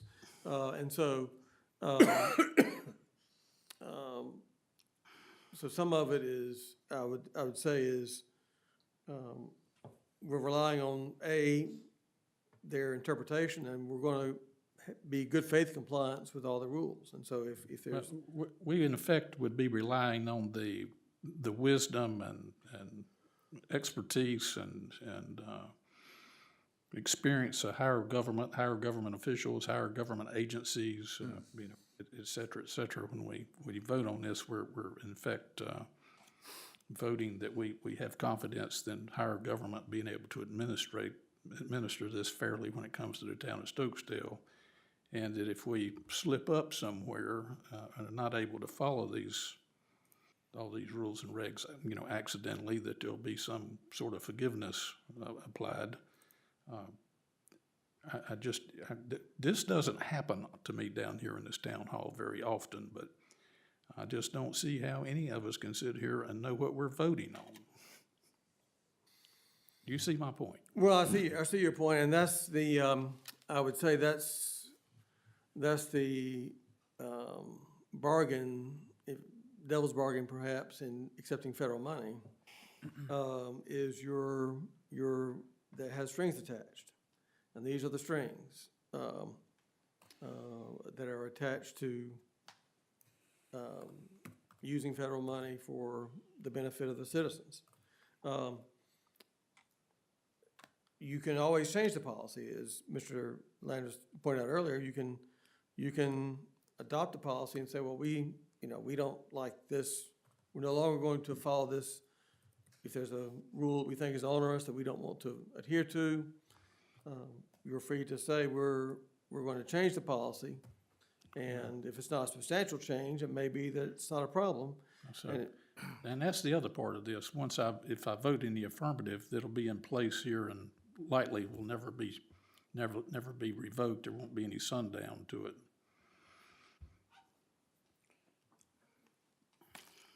Well, Are we, So we're talking Are we about an a- anti-discrimination policy, is that correct? That's correct. That's right. Which, that's a federal law anyway, right? For Right. government, private, Well, there's additional ones for if you're using federal, so there's a uniform rule, you can't discriminate on the basis of race or gender in employment. But then there's other things, if you're using federal funds, and there's kind of additional things where you want your subcontractors to, or your contractors say they're not going to discriminate. So in other words, the use of federal funds puts additional burdens that you would not have if you weren't using federal funds. okay. now how do we, know if our subcontractors are discriminating? Is there a liability to us if they do? Yeah, we would just have it in the contracts. We need to say, Okay, just put it in the you're not contract, and then if they going- do, you're not they going- violated, it's not a you're not going to violation on them. discriminate, and if you do, you're in breach of contract. So basically, we're just abiding by laws that are already in place. We're just saying we're gonna abide by what's in place. The laws are already in place. And the people that are getting this, this money flows through you to, the contractors, subcontractors, they're gonna also not discriminate. so Mr. Winfrey, as best you can tell, this is normal boilerplate, federal government procedural type things. I know there's just no way you could go through this line by line, and it'd take a team of lawyers. But you don't recognize it anything other than standard operating procedure. Well, the ones that jumped out at me are the ones that I've described that I have changed. On this issue of fluency in English, for example, as being a grounds for employment. I don't think any law requires anybody to hire someone for a job and not take into account whether they're fluent in English or not. So, Well, I could see how that could be a safety concern with a number of different scenarios. well, that's right. And so, and also put in that we're, if the interpretations change, because of administration change, or the interpretations of those by the Department of Labor change, then, you know, we could get the benefit of any changes to that interpretation. So, but otherwise, in answer to your question, yes, these are pretty much boilerplate provisions that they're looking for as a policy in order to approve the funding. If there's something in here, which is lots, and we break it, not that we mean to break it, but we just by chance break something, what's our liability?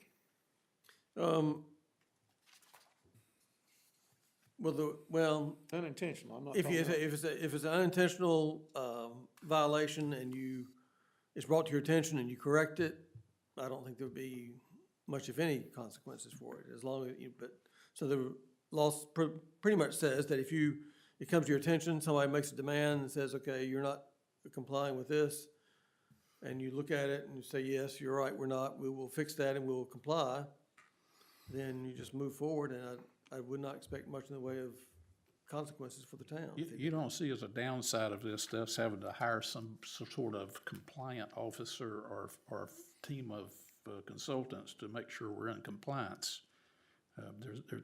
That's not coming down the road, right? I don't think so. I don't see that in the cards.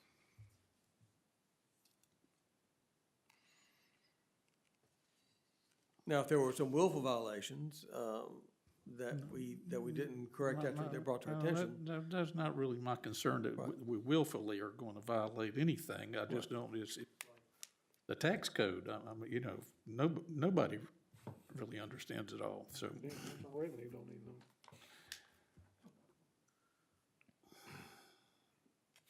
Is there any further discussion? Do I have a motion?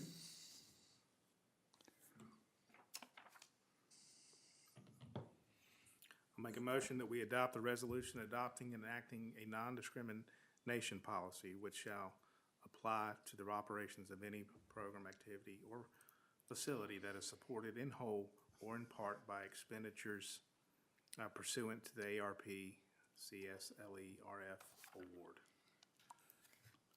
Do I have a second? I'll second. Mr. I have some discussion. I just, one more question, I'll be real quick. If this is already federal law and probably state law, why do we need to do it? That's a great question. Well, it's not federal law that our contractors have to, that our contracts with our contractors have to say they're not going to discriminate. In other words, we don't have a requirement right now to put in our contracts with our contractors, thou shalt not discriminate. And so, so that's not currently required. If you weren't taking federal funds, that would not have to be in your contract. And so they're just, everything rolls downhill. This is rolled downhill to you to enforce. Well, I just, it seems redundant from that perspective. I didn't think you could, as a practical matter, discriminate legally against anybody anyway, so that. Right.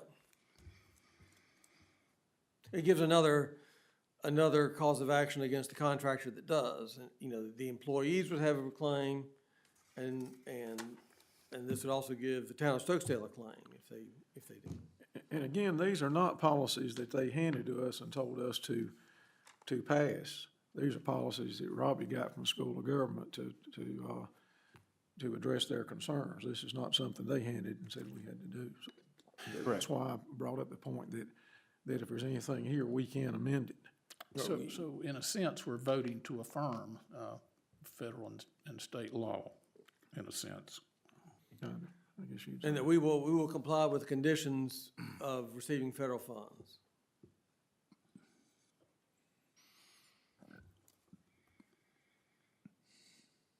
Thank y'all. Any further discussion? I have a motion and I have a second. Mr. Rigsby? Aye. Mr. Foy? Aye. Mr. Landrith? Aye. Mr. Jones? Aye. And I am also aye. Lord help us.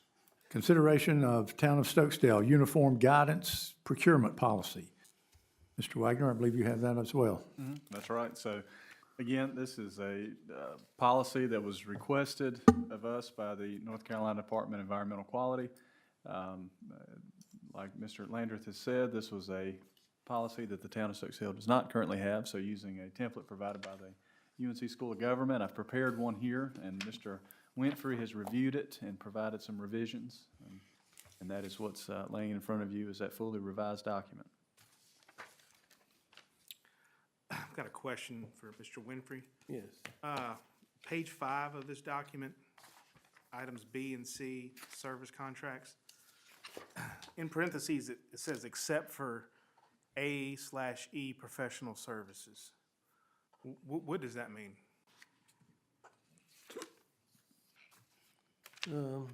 Architectural and engineering, maybe? That would sounds be good to me. recovered under a request for, Yes, Yeah, I request mean, for that's, qualification.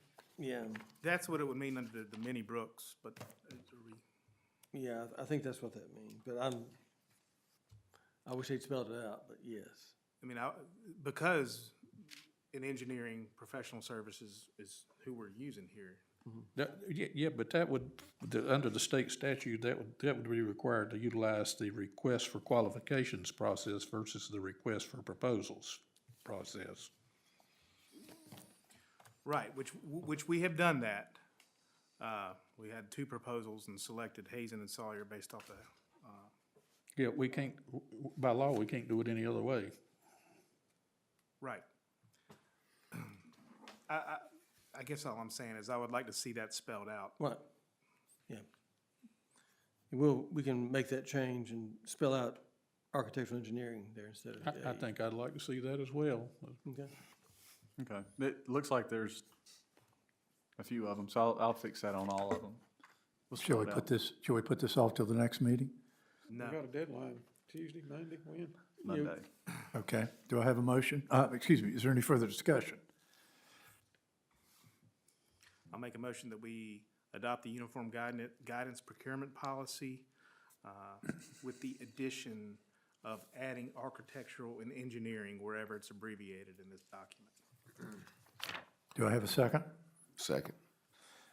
Any discussion? Mr. Rigsby? Aye. Mr. Foy? Aye. Mr. Landrith? Aye. Mr. Jones? Aye. And I'm also aye. Discussion of Town of Stokesdale Development Ordinance.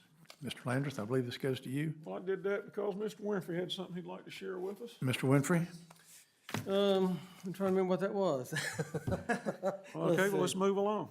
Yeah, I can help you out if you like. Next item. okay, you remind me what, Yes, so Mr. Winfrey, so I'll give a little backstory here. The Town of Stokesdale Development Ordinance has been under review by the Piedmont Triad Regional Council. In October, they gave us their first version of the recommended changes.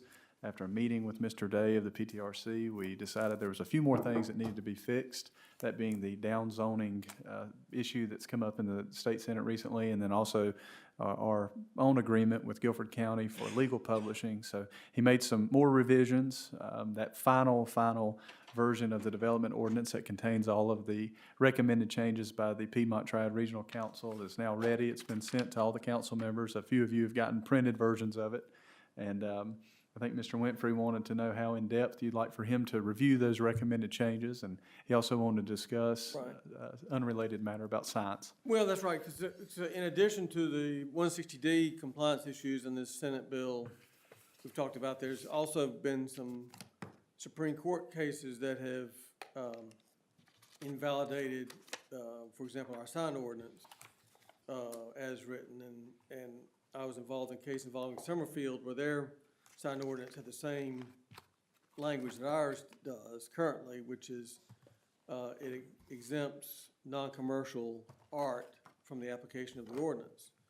The ordinance does. And the Supreme Court has said, U.S. Supreme Court has said back in 2017 that you can't make a distinction between commercial and non-commercial speech and survive the First Amendment, because typically content, you don't look at the content of speech in deciding whether to prohibit it or not. So, so what I guess I wanted some direction from the town council. I know you've expressed interest in bringing the ordinance compliant with 160D,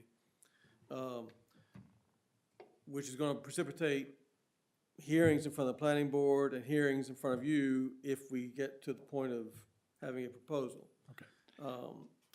To update the sign ordinance, would we be asking the Piedmont Triad Council of Government to review that, or is this something you're suggesting we have you take a look at and recommend the necessary changes? My suggestion would be, and I don't know if they're equipped to, I mean, maybe they could do that, but my suggestion would be, I'd be glad to go ahead. It would not be very lengthy, because Summerfield did change theirs after we had a lawsuit with Summerfield. They did change theirs that addressed one of the problems. There's another problem that needs to be addressed. So it would not be a big job for me to do it, I guess is what I'm trying to say. Well, I'll make a motion, we have Mr. Winfrey review that with the intent to update it to be in conformance with the most recent Supreme Court decision regarding signage and with his usual rates to apply. Second. Discussion.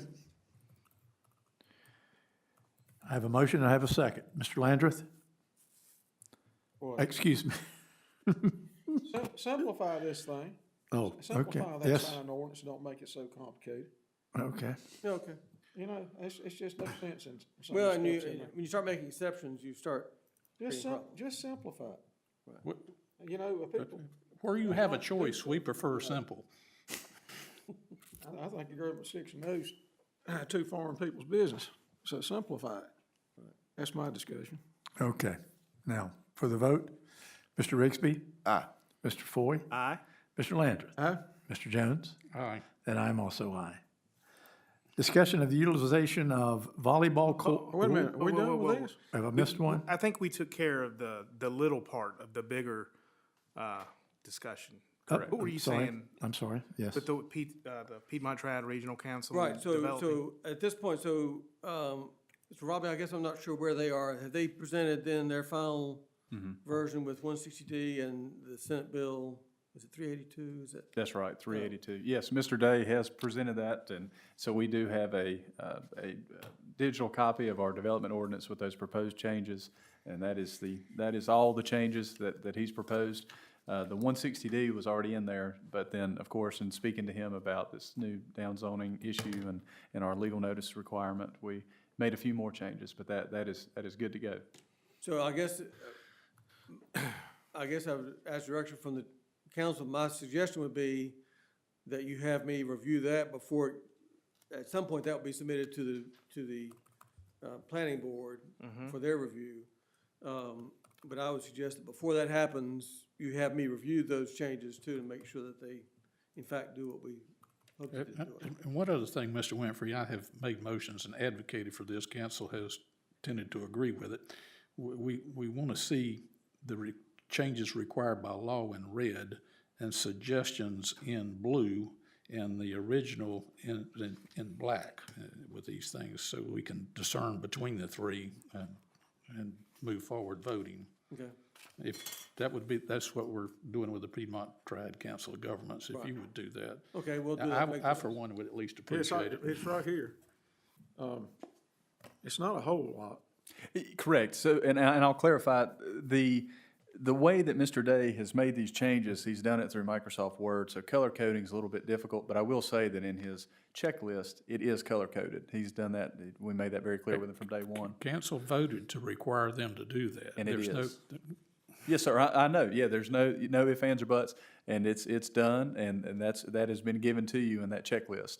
It is color coded, so. I mean, it's got, like, checklist, must take action. Is it in red?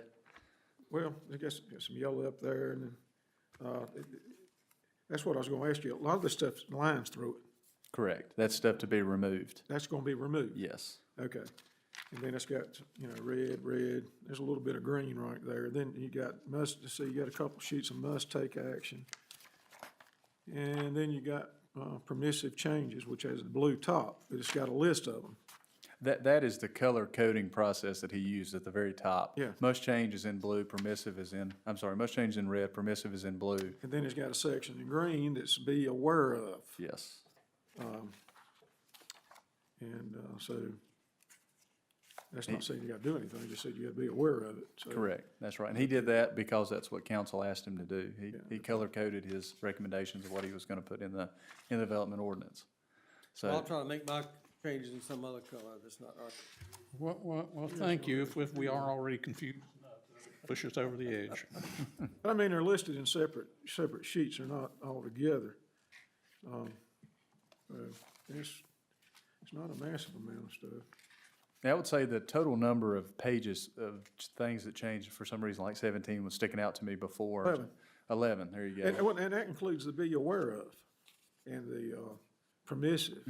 Just the must take actions, 2, 3, 4, 5 of must take action. And a lot of that's just crossed out stuff. Correct, and the reason that that's crossed out, if you're looking at that checklist, he crossed that out as he did it in the ordinance. So that was kind of his working sheet Yeah. that he used as he was doing it. So when we get back into the meat of this, these things will be out. But he's crossed out, correct? Yes, they will be crossed out in the document itself. Now, they'll actually be crossed out. Now, when you approve it, they will no longer be crossed out. They'll just be gone. Okay. I wish he'd have done a little bit bigger. Well, I understand. It's Font here. the format that it's on, Word. Yeah. So in summary, the Piedmont Triad Regional Council has reviewed this and made their recommendations. So what Chuck has suggested, and I think it's the right thing to do, is that he now take those recommendations along with what's in our current ordinance and make any clarifications or recommendations that he has for us. And at that point, this will go through a process of the planning board Right. and the town council. Correct. And there'll be a public hearing, and there would be a public hearing both places. The citizens will be allowed to. And the spirit behind this is to ensure that we are in conformity with General Statute 160D. So based on what you just said, we won't be voting to approve the draft for the changes. We're only gonna look at it on the other end after it comes out of this process. The draft is, I'm just asking. no, I mean, I'm going through it in my mind. You won't actually vote for the UDO. It's the development ordinance itself. You'll actually be voting on, what the planning board will vote on at the public hearing, and then what the town council will vote on are ordinances that are written that will amend the development ordinance. So there'll be individual documents. So the draft essentially is complete. Yes. Chuck has given legal review of the draft with this, if we choose to go forward. And then what we'll have in front of us is a draft to discuss at a later time. And we can modify that, adopt it, or do nothing. I guess that would be our choices at that time. But at least we have a document that we're viewing in draft form that has been essentially endorsed or recommendations made by the attorney. Right, and what I would recommend is after I bring back changes that incorporate all their changes, my suggestions, then you can, request that the planning board hold a public hearing on these ordinances with an eye toward whether they should be, recommended for you for final approval. So you kind of kick the ball off, kick off things by, sending a proposal to the planning board and request that they hold a hearing and review the ordinance also. This would be a time to make any other changes we might find in here too, right? Wouldn't that be, so we could do it all in one thing?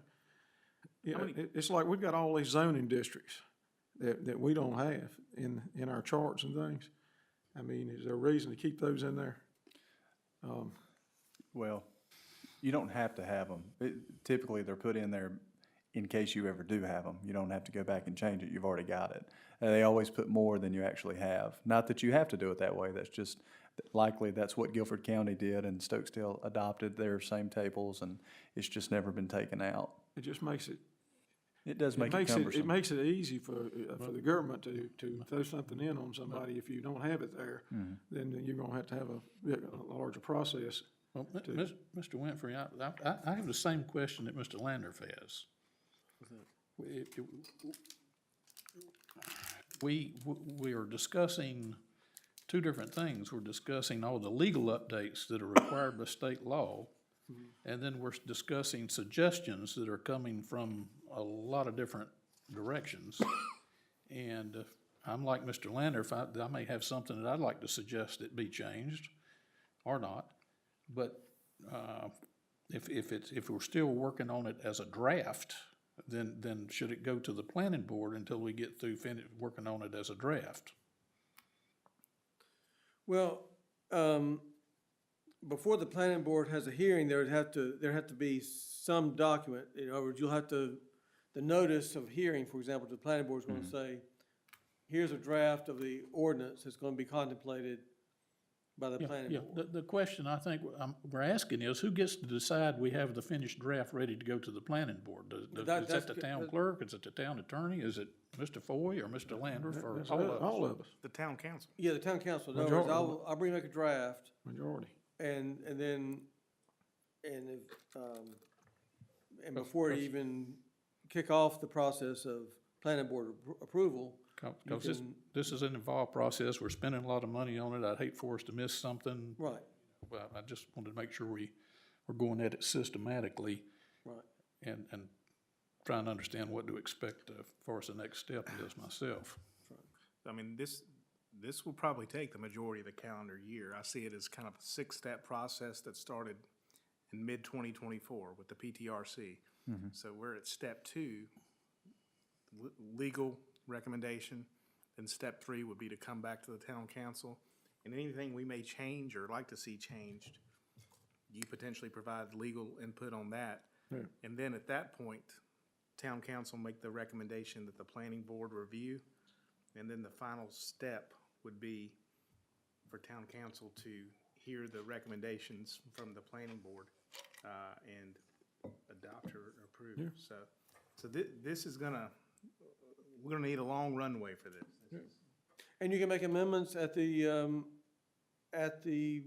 Here. let's say you had, the planning board has a hearing, public hearing, they recommend an approval, it comes back to you, you have a public hearing, and based on what you hear at the public hearing, or based on your own information, you can say, well, I want to change this ordinance to do X, Y, and Z, so you can change it at any time in the process, and even after you adopt it. I mean, it's not set in stone even after you adopt it, so. So you're free to change it at any point in the process. Do you know how many public hearings are required on this subject matter by law? Yeah, we one in front of the planning board, one here. Okay. It'd be just like doing an ordinance, wouldn't it? I mean, we're basically doing an ordinance. That's right, you're You doing are. a development ordinance, Yeah. and so you're, Except we can kill a lot of birds with one stone here that's correct. instead of, And now is a good time to do it because last year you all approved American Legal Publishing to recodify our code of ordinances, making the development ordinance a part of the code of ordinances. So once you have your final, that will go to American Legal and that will be in the book. And codifying is not cheap, so you want to make sure that whatever you give them is the final product. And then after that, you'll pay for updates, which are not cheap, but it's a whole lot cheaper. Have we already encumbered American Legal's codifying expense? Yes, Okay. you have. And I will say, they have, like I said, I sent out a Friday update on the 31st. They have finished the first draft of the Code of Ordinances, and this development ordinance is a portion of that. It's a 500-page document, and 300 of it is this development ordinance. Granted, it's the current development ordinance, so there's changes to be made to it, but when this is done, they'll want that so that they can actually do it, and they'll host it on a website, and that was part of the contract. They'll host it on the website. Thank you, Rob.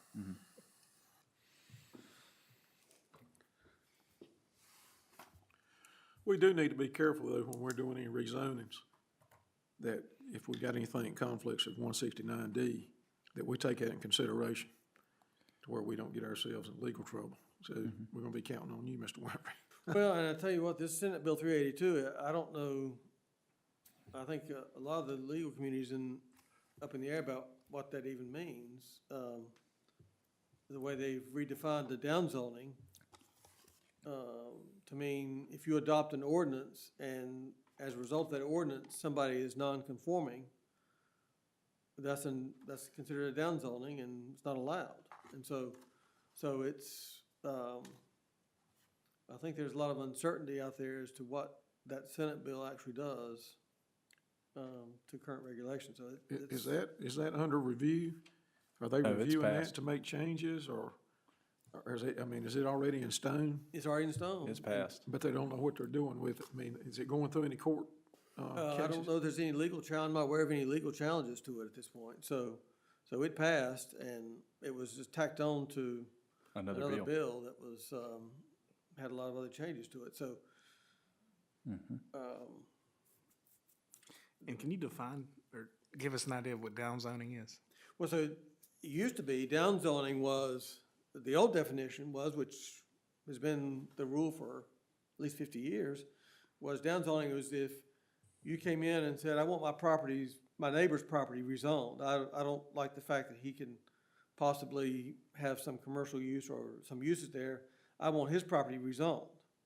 And so that was called downzoning, where the applicant was not the owner of the property, but was somebody else who wanted their property zoned a different way. So that was, and then the law was changed to say that really wasn't allowed.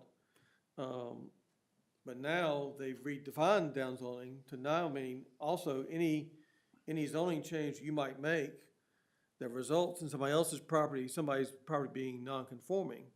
Let's say, for example, you change setbacks. And let's say we're gonna make the setbacks from 20 feet to 30 feet. And somebody has a structure within that 30 feet, then that's considered, now under the current law now, that's considered downzoning.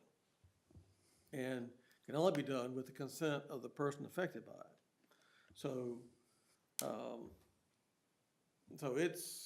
I don't think it was particularly well thought out when they made the change.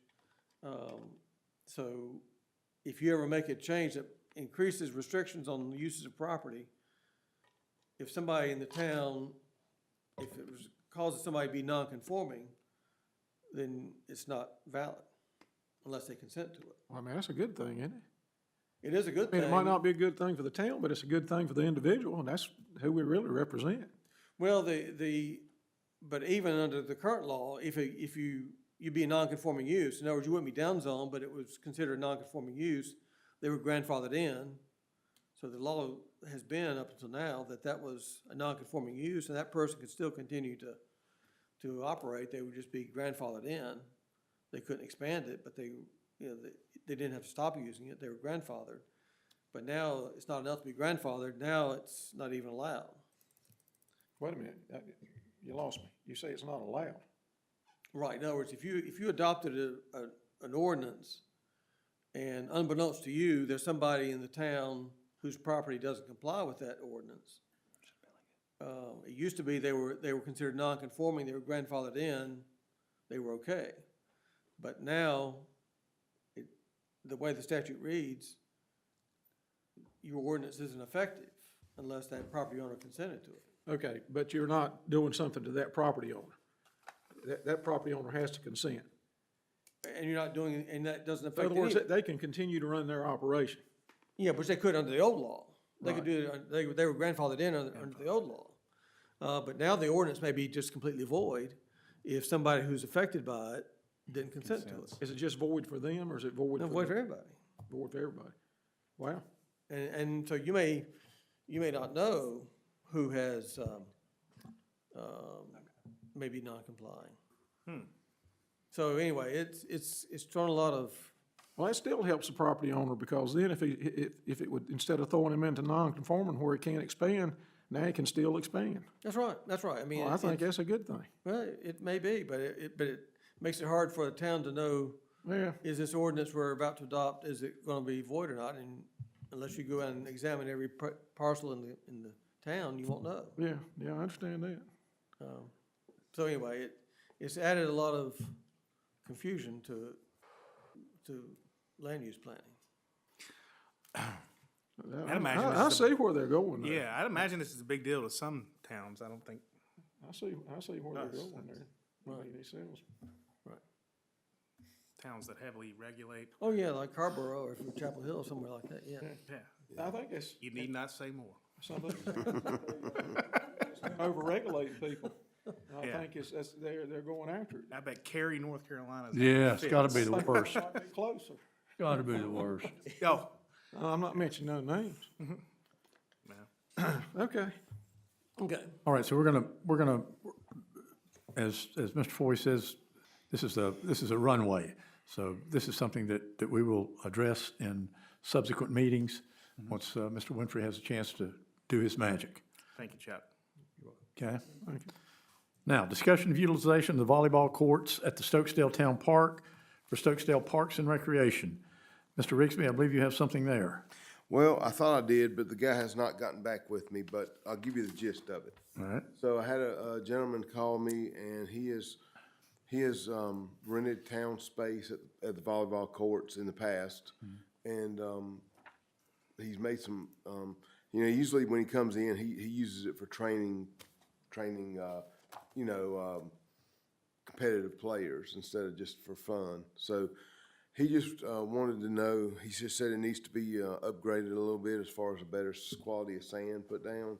And he was wanting to know if we would be willing to, comp some, rental time if, in lieu of him bringing in some higher quality sand and basically upgrading the playing area. Wait a minute, Mr. Rigsby, he's renting our volleyball courts and utilizing them for a for-profit enterprise? I don't know if it's necessarily for profit. I think it's more of a training youth, young kids that need a little bit more one-on-one. I don't know that it's necessarily a business for him.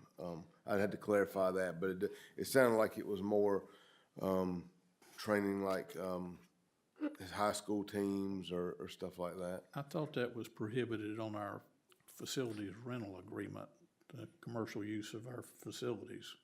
Well, if it is, then we have a whole big problem because a lot of people do it out using the soccer fields. There's people out there all summer long running camps. You'll see them kind of congregating and they're running a little camp for. Are they renting the fields? I don't know about that, but I'm just saying if that's, I don't know if they are or not, but I know I've seen them out there and they're running like a camp or some kind of training thing, especially in the summer, which is pretty common. I don't know if they're going through Parks and Rec and that's part of their rental agreement or if they're running that camp through Parks and Rec. But I quite often see individuals out there working with small groups or players that would be very consistent with what this guy is doing, just working with one or two players at a time. I'm sure he gets compensated, but I don't know if I'd call it necessarily a business per se. He may train them for, it's like a personal training type. Mr. Rigsby, nothing against this fella, or this is not volleyball specific, but years and years past, we kind of had a lot of back and forth with some people wanting to rent the town's facilities and operate for-profit tournaments there. So that's the reason I kind of, I'm asking the question. Mr. Winfrey, do you have any guidance? I mean, should we even worry about if somebody's renting our facility and charging someone else for instruction or to play or?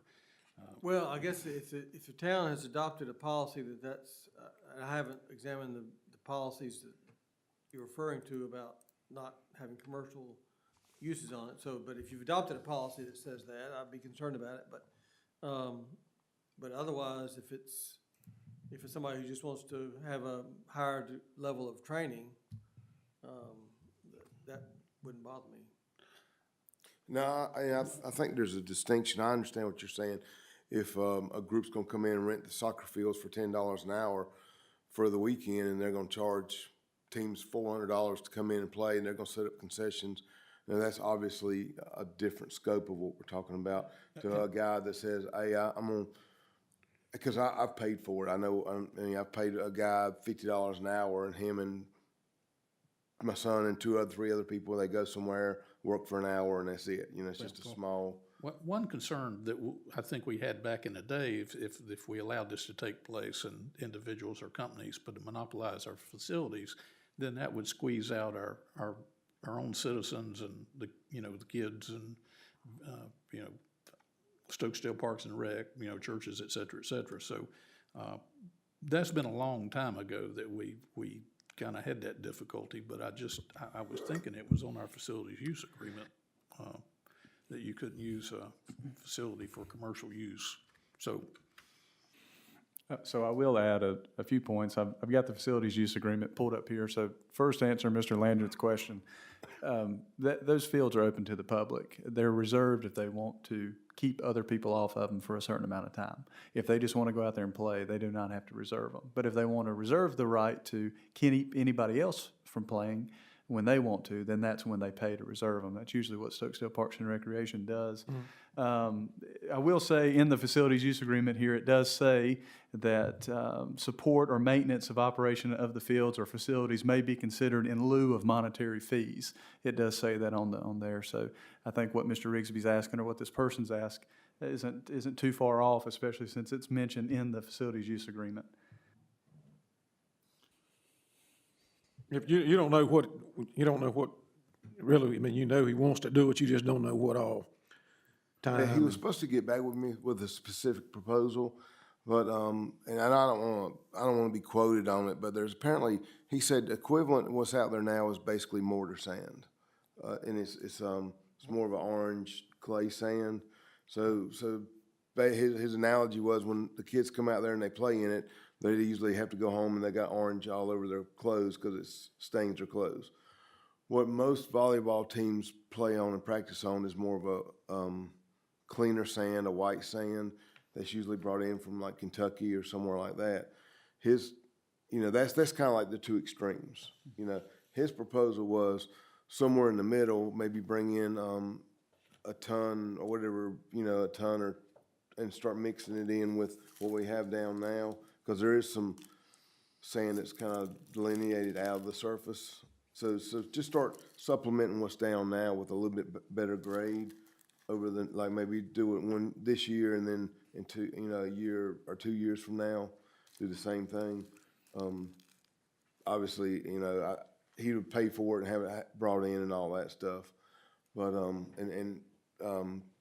mix it in, and he said he does come out, and pull the weeds and clean the beds when his players come out to practice or he comes out to use it, just to get it in a little bit better playing shape.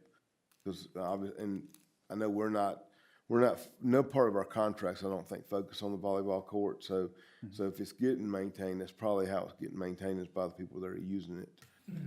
He just wanted to bring in a little bit better sand, that's a little bit more consistent with people playing volleyball, that's all. I don't think we can do anything until we know exactly what he's gonna do. Right, and like I said, I asked him to email me, I think, a quote, and then I hadn't gotten it, so, I just wanted to kind of run it by you and get your, your vibe on it. If we had a proposal of X amount of sand for X amount of hours, would that be something reasonable the council would consider? Yeah, he's just talking about hours, he's not talking about tying it up for week. No, I I think he does like I said, he's just a small group, like he may bring us, because beach volleyball apparently is becoming a big sport, amongst the schools and stuff. I know college recruiting is starting to really get into beach. So, I don't think it's, anything more than just bringing his kids out here to have a place to practice, something like that. I don't think he's definitely not running any kind of tournaments or anything like that or anything. It's more of just a place for them to practice, to have a little bit better sand to practice on. How about getting a clarification on this and we can proceed? Yeah, just a couple comments, maybe a question. Yes? First, nothing says Kentucky like sand. It shocked me, but he said it's very expensive, but that's where it comes from. It comes out of Kentucky, is where most of your higher end volleyball courts bring it in from. Okay. Second, our agenda says Stokesdale Parks and Recreations. Is Is this affiliated with Stokesdale? No, that, to my knowledge, there was no affiliation with Parks and Rec on Okay. this. Okay. That I remember. I don't remember him mentioning Parks and Rec at all. Okay. I would like to see that agenda item updated.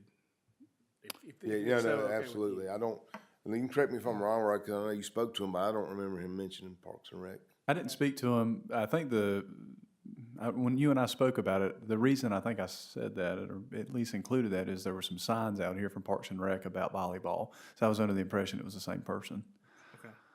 I don't recall that into my conversation That's with him, fine. because he was from like Madison Okay. or Mayodan or something, and I don't recall it. But if I can find his number, or you've got his number, I've never spoke with him. Is Stokesdale Parks and Rec gonna do a volleyball team or something? Yeah. There's signs out at the park that say Parks and Recreation volleyball. We also need to find that out, if Parks and Rec's gonna be utilizing it. We need to know, because we don't wanna get crossed up with this guy needing to come out and them doing something. So, I mean, we just need to know, so we don't cross them up. yeah, and I think, I mean, I would assume that's the purpose of him.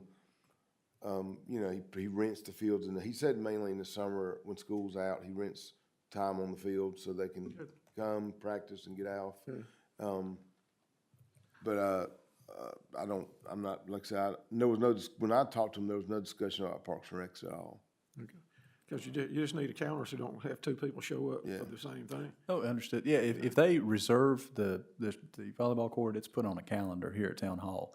So if they reserve it, they put it on there. Now, they may go and play and not tell us, and if they don't ask for it to be reserved, then. Well, then So if that guy's got it reserved, then they have to move over. Correct. You know, so, I mean, I'm just saying, if Yeah. you need to coordinate it, if, Robbie, do we have an outside jurisdiction, different outside jurisdictional rental fee for any of our facilities? Yes, I mean, yeah, I don't know that volleyball courts falls under that, but I do know that outside of the town limits, it's a higher fee for the shelters and the community room. Okay.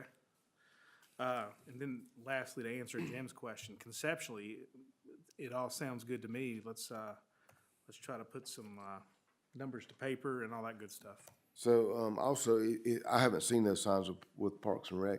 So maybe if somebody could reach out and see if Parks and Rec is planning on running a league, and if they're planning on using those courts to do that, we probably do need to know that. And are they anticipating any upgrades in lieu of, you know, as well? Because, again, to my knowledge, we as a town have not upgraded those courts or added any sand to them since I've been on council. So if they're planning on running some sort of league, I would imagine they would have want them at least in good shape. So maybe a question we want to ask them before we go entering into another agreement. Maybe they're going to have plans to upgrade them. Yeah. So, That's fine. Yeah, nobody from, I don't want to speak on their behalf, nobody from Parks and Rec have reached out about volleyball. I just, like I said, I feel like I've seen signs. you know something Right about it. here on their website, it says they are slated to kick off its season this fall, 2025, August and September. Okay. Great. So there's time. Well, that's good. As all things get Is that indoor? as things get finalized, we will communicate more info before summer. If you're- Director is Corey Gordon. If you're gonna speak, you need to go to the podium and do your name. and, That'll be all right. We'll make exception this one time. You have a waiver. You have a waiver. All right. Okay, so you're gonna try to find out a little Yes, more we'll- information. table that to the next meeting, and I'll do my Yeah. best to reach back out to him. I thought I'm I had like his Derek, number, but- I don't have a real big objection. I think, if somebody's gonna help us maintain something, it makes a world of sense. As long as, as long as they understand, if they bring something in, they tear it up, they're gonna have to fix it. They work on nature trails. Oh, one other thing, guys, we've had long debates about sand at the volleyball courts before that extended over several meetings. It does have a drainage system up underneath it. If you dig deep enough, you're gonna hit it, so just keep that in mind, whatever we decide to do. Oh, well. What is, do you recall what's under the sand? Is it any foundation under there at all? I think this just a open piping system to Okay. drain away the surface water that permeates down through there. I didn't know if there was a pad or anything. I'm And I just, think from just- his discussion with this guy was, he wasn't like gonna come in and get rid of the sand that's there. His goal was bring in like a maybe a quarter of what should be on there, or half this year, and then a half in a couple Yeah, more years, because he's paying for it out of his pocket. So he's not planning on removing sand at all. I got you. I just thought it worth mentioning while we're all assembled here. Okay, very good. Last item I have right now is I'd like for us to discuss the possibilities of putting out bids for updating or a new website for the town of Stokesdale. Robbie and I had a meeting with a vendor that could help us with that, but we're by no means tied to that individual. I think it requires a bidding process so that we at least have a chance to see what's out there. It's amazing what can be done with so many of the existing websites right now. I don't think ours is all that friendly. I can see, personally, I can see where at some point we should be able to incorporate our water bills. I don't see why a water bill couldn't be paid. I know we want to stay away from the credit card fees and things like that, but having quite a bit of experience in that and the same kind of resistance to those fees for years, you're not losing enough that it's not beneficial for you to take it by credit card if that is a major concern. That's a discussion we can have at some point in the future. But I would like to discuss if anyone has an interest in letting this out for bids and get proposals back for what someone might be able to do. I'll be glad to do whatever I can do to facilitate it. Any discussion? Our website's in dire need of a full facelift. Agreed. Yeah, I like I would, that, you know. I'm sorry, go ahead. No, I'm sorry, Jim, go ahead. My first suggestion would be, maybe have Robbie reach out to Oak Ridge and maybe a couple other towns and see who they use, because obviously we're gonna have a similar footprint. So I would, instead of going out and just finding a web designer, I'd probably wanna stick with something that's kind of more designed for our size towns. If you, Maybe see what they've got and who they use, and if you look at the bottom of most of these towns' website pages, you'll see they'll identify the web company and all, but GovOffice is a big one. We almost went with GovOffice when there was a vote for the current provider. I recall voting against it, but there are at least two I can think of that cater to municipalities. That's what they specialize in. And so I would suggest we look at those first, but that's just me. Yeah, so in anticipation of this, reached out to some other towns, see what they use. Oak Ridge uses a company now called Calantis. I think that's how you pronounce it, odd name. Summerfield, I can't think off the top of my head what they use, but Mr. Winfrey reached out to them and asked as well, so. They use the same guys. Okay. So, and right now we use Revise. That's the company that we're with right now. It's called Revise. Where'd that come from, Tim? That was your deal, wasn't it? I have an opinion I'd rather not express in public, Mr. Lander. Talk to me after the meeting.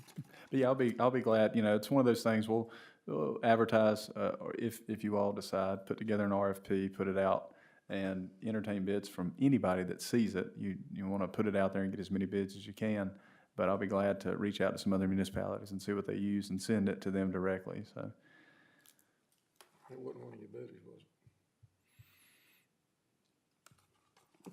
If there's no further discussion, I'd like to make that motion that Robbie reach out to see what might be available for web designers, people that can produce this and sponsor it. Okay. You mean like RFP? Are you okay with doing a formal request for proposals? Yes, Okay. yes. But, yeah, go ahead. Should we have it written and then vote on it, Mayor? What are we writing? The request for a proposal. Well, I can prepare a request for proposals and then give it to you, and then you can approve that if you'd like. If you want to just, it's your call. I'm just one council member. They don't always agree with me, but it's always my preference to have it on a sheet of paper. I'm voting for it or against it.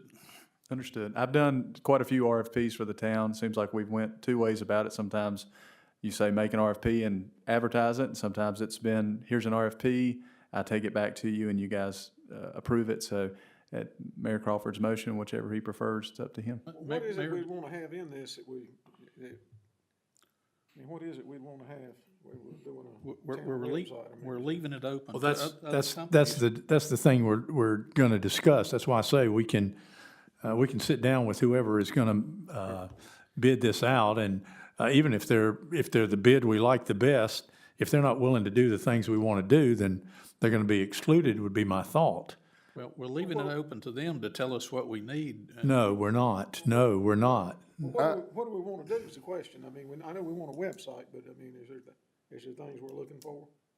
I mean, I'm not knowledgeable enough to know other than I'd like to have it just as user-friendly as possible. I'd like for you to be able to click on to the events at the park, and you'd have a complete schedule. If incorporating what's going on with the Parks and Rec might help in any way with that, we might be able to click onto that. You should be able to click on and know all of the council members and how to get in touch with us. Yeah, Mayor, I'm not opposed to the idea, but do you feel like there's any urgency with this, or should? No, I'm not. This is budget time. I figured if we're gonna do it, it's gonna cost some money. Amen to that. So, this is the time to put it into the budget and let's go from there. It's gonna require some screening time, if you will. We're gonna have to screen out whomever these companies are that wanna do this. But, to everyone's point, it seems to be we wanna do somebody local. Well, again, Robbie and I have already talked with an individual who has a company. It's a kind of a second job, if I'm not mistaken, but at least gave us some ideas. So, that's what made us think it's time to see what's out there, see what's available. Can I, just for a point of discussion, I think having Robbie do an RFP, I know that's what we do in a lot of things, we have specs, but I think this is gonna be a little more detailed oriented than we wanna do an RFP for. Okay? I don't think we can all sit here and agree on every single specific aspect that you want on the website. I think going the other way would be more time efficient, and let's say, have them come in and show us some proposals of what other towns have. Agreed. We can tweak some little minor things, like if we want this or that. Agreed. But for us to sit here and ask Robbie to do an RFP from scratch on everything that we want in a website and bid on it, I think's a little cumbersome. Okay, well, maybe my motion is that Robbie would make arrangements to invite these companies that do provide this service, or these individuals that do provide this service, to make appointments, to bring it in. If Mr. Rigsby, if you'd like to join in on the process, you are quite knowledgeable in the area. As I said, I'll be glad to help in any way I can. This is, I made the statement once before. One of our Supreme Court justices made the comment, he can't exactly describe to you what pornography is, but he knows it when he sees it. I don't mean to be so crude about it, but I don't know what the website is I want, but I'm gonna know it when I see it. That's right. Mr. Mayor, Sure. would you consider, in this process, that we talk to at least two of the companies that specialize in providing websites for municipalities, for government Absolutely, entities? absolutely. I know Gov Office is one of them, and I'd have to bounce around to find, but. Yeah, if a council member or anyone has a recommendation on someone they'd like for us to talk with, again, I think it's a matter of just making an appointment. You, And let me be clear, I don't have a problem with a limited in scope RFP, like dollars, time, something along those lines, but I don't think we need to I agree. have him write something very specific, like we just gotta have X amount of drop downs and all that. I think that's a waste of time. I agree. I agree. I'd be okay with letting Robbie do it, and if one or two council members wanna join him and do it and put it together and be done with it. I mean, we could all five beat it to death like we do everything else. true. I'll sit this one out. And, two of y'all, one of y'all, whatever, Okay, so. put something together. I So- trust you, I trust Robbie. So again, my motion is that Robbie invite a variety of web companies that can produce what what we're talking about, at least in general, what we're talking about, and make arrangements to meet with him and/or one of us or two of us, whatever the case may be, to discuss this further. Hopefully get this done, get it completed by the beginning of the next year, by the beginning of our next fiscal year. Well, we need the ideas about how much it's gonna cost, so we can put it in the budget. That's the whole idea. That's the whole idea. Do I have a second on my motion? I'll second. Okay, I got a motion and a second. And I'll just add, it was a very similar process back to American Legal Publishing. Whenever we codified the ordinance, Ms. Martin and I, although Ms. Martin knows much more about codification than I do, there's a lot of specs. And so we simply went to codification companies and said, what can you offer us? What will it look like? And what's it going to cost? And that's what happened. Staff made a recommendation. We brought it to council. It passed. And I think this will be a very similar process. Go to these web companies, say, what can you offer? What will it cost? And then we take it to you all to have the final say with our recommendation. Thank you, Mr. Wagner. How much do you weigh? How much do I weigh? I'm just curious about gold, you know. Well, in gold bars, I don't know. Anyway, okay, Mr. Rigsby, let's take it to a vote. Mr. Rigsby? Aye. Mr. Foy? Aye. Mr. Landrith? Aye. Mr. Jones? Mr. Wagner, would you repeat the motion for me? So Mr. Crawford's motion is to authorize me to begin reaching out to web design companies to solicit information for them about what they can do for our website and how we can upgrade it, and then what the cost would be for that upgrade and that hosting. There's going to be two costs. There's going to be an upgrade cost and a host cost. That wasn't covered in his motion, but I'm just adding that in there. But basically, he's given me the authority to start these conversations and spend staff time on it. Well said. Exactly. Well, it's already passed, so if you wanna go with us, go with us. With certain reservations, I will vote aye. Thank you. Okay, and I am also aye. Kim, you've got some things you wanted to finish up with, I think, with the CDRs. Try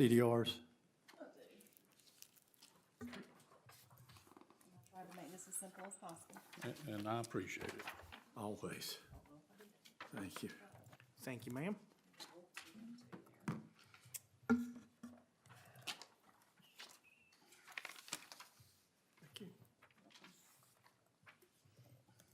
So you'll see, I separated out for the general fund and the water enterprise fund. I put the balance of each account that we have along with the account number. To the right is what I am recommending to move into the CDRs. So you'll see under the general fund, the total would be that $23,000 from the money market. The water enterprise would be total $245,075.86. Our total that would be moved into the CDRs combined with general fund and water would be $268,075.86. And I have recommended for the general fund, it would be one CDR because it's the general fund. And then the water enterprise to break it into three CDRs, 2 100s and 145.75.86. It's good to me. These are like bank accounts for you. You reconcile these CDRs each month, don't you? Every month. So every time we want to split them into tens, that requires 10 separate reconciliations. That's correct. Okay, that's a waste of your time as far as I'm concerned.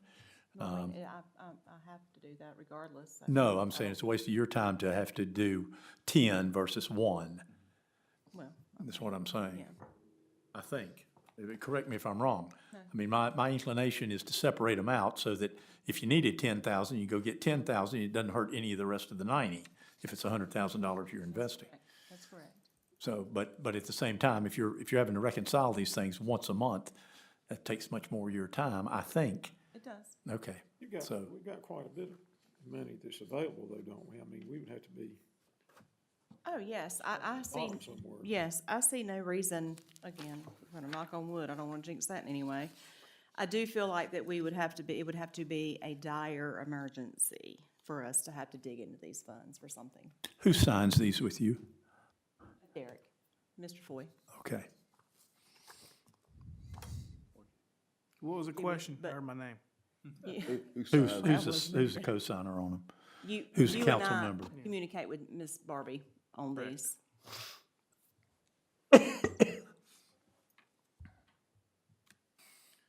All right, Is there discussion? I'm fine with everything Kim's recommended. Kim, can we take a look at the general fund, balance sheet? Yes, let me get over there to this. Yes,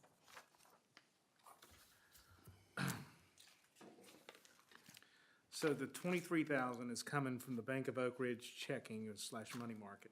that's correct. And so that'll just be roughly $1,000. Yes, That. And then when we look at our other checking or savings accounts, I see the American Rescue Plan and then I see Fidelity. yes, that is correct. So That is that- all that we have. When we add those up, that adds up to $747,000. The ARPA, yes, So then I'm gonna deduct one-time expenses that I see on the horizon. There's $410,000 for lights. $5,000 or so we'll owe to the PTRC. And then we'll have roughly $35,000 left of ARPA money. After, and that takes us down to $297,000 in cash, once you eliminate the one-time expenses. With that 297, what are your thoughts on taking a portion of that? Like, do you think that that's still too heavy of a cash position for our town? Or do you think that that's kind of the sweet spot there? I feel comfortable with that there, and the reason being, I would like for us to wait to maybe, even though I know things are coming out of the ARPA, you know, if the lights are done, and, I guess I'm just thinking, what if something were to come up that we need to spend out extra, hopefully it doesn't. Sure. You know, with the soccer field, with the lights and things like that, or, anything else, I just kinda like that little cushion there. Okay. I like a cash flow, Oh, a good I'm- cash flow. I But I also 100% like to agree. make money, but I like a Yeah. good cash flow. Because I don't wanna, I would hate to risk that part and put the town's, you know, principal money in jeopardy if we were to have to dig in, but Interest. it would be, Well, but we can also address this in a month or two. yeah, absolutely. Because we still have, other utilities coming in as well. Yeah. Franchise fees, you know, we have a franchise coming in too. So that will raise, so I think it would definitely be something to look into in the next couple of months. I have another question for you. Do we, at some time during the year, do we receive what, it's gonna come from the county, a lump sum of money that I would designate as sales tax, if you will? Is there, what do we receive that, I mean, we're on an ad valorem system, which eliminates us as far as any kind of sales tax money coming in. Do we receive anything on an annual basis from the county? No, Nothing. no, not from the county. Nothing at all. Okay, and of course, we have no property tax for the town. Right.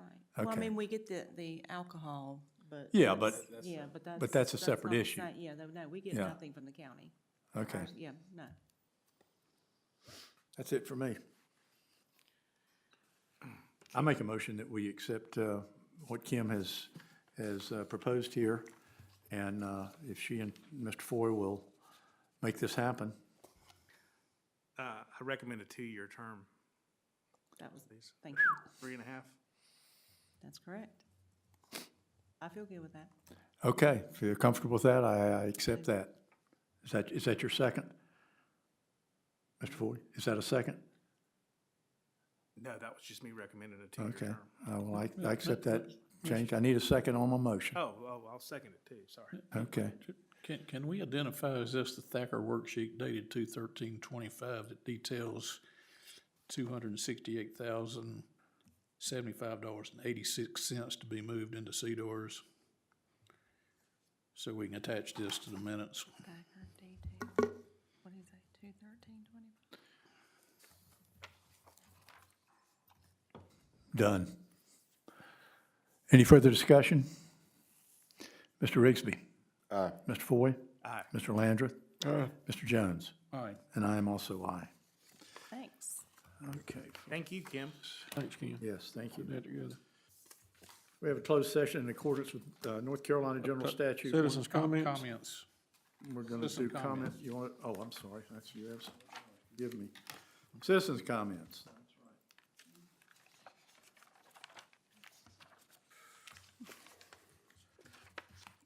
Anyone care to speak up? We've had a good meeting this evening. We've had a good meeting this evening. Yes, sir. We've had a good, that's my comment. Anyway, but I'll have one later. Without further ado, and then we'll move on to the, you want to do those before we do a closed session? Only if we want to follow the agenda. Oh, I got you. I'm not paying attention, am I? I say, no public comments. There are no public comments. You're absolutely right. Yes, any council comments? I'll open up with, I'd like to thank Mr.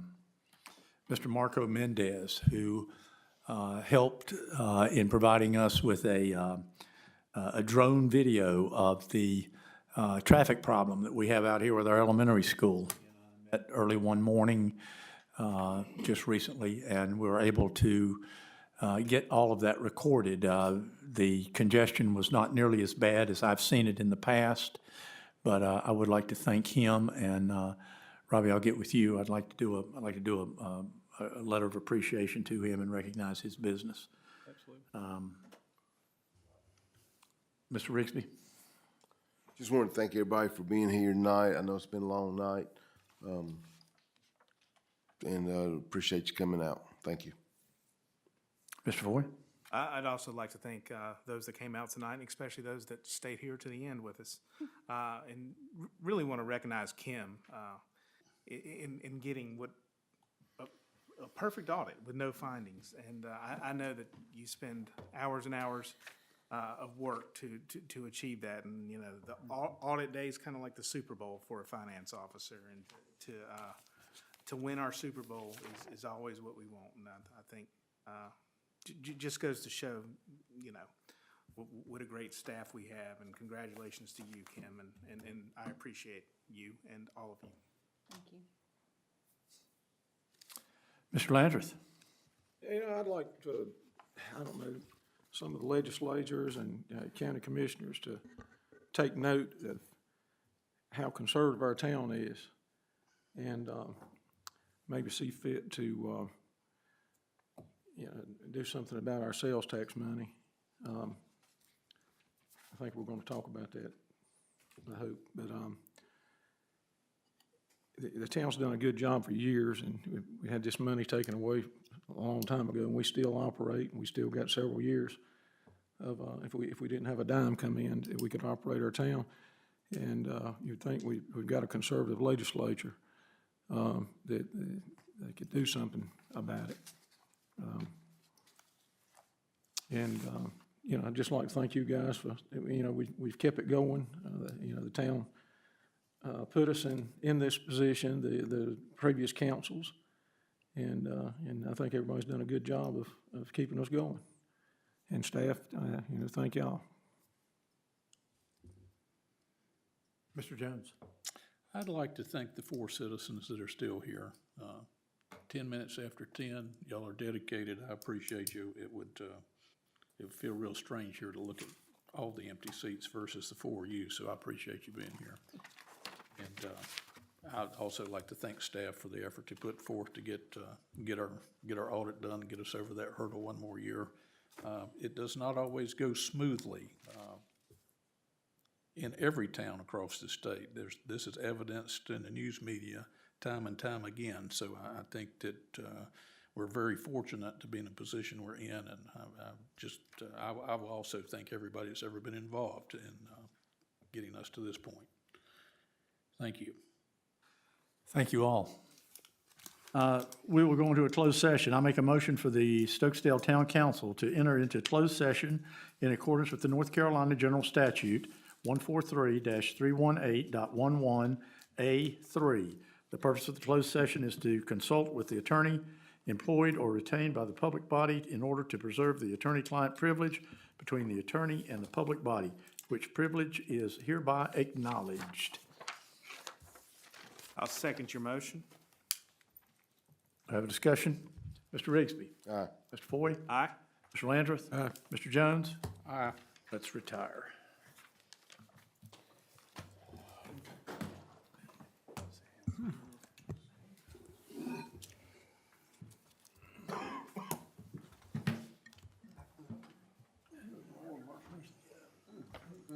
I feel it too, Jimmy.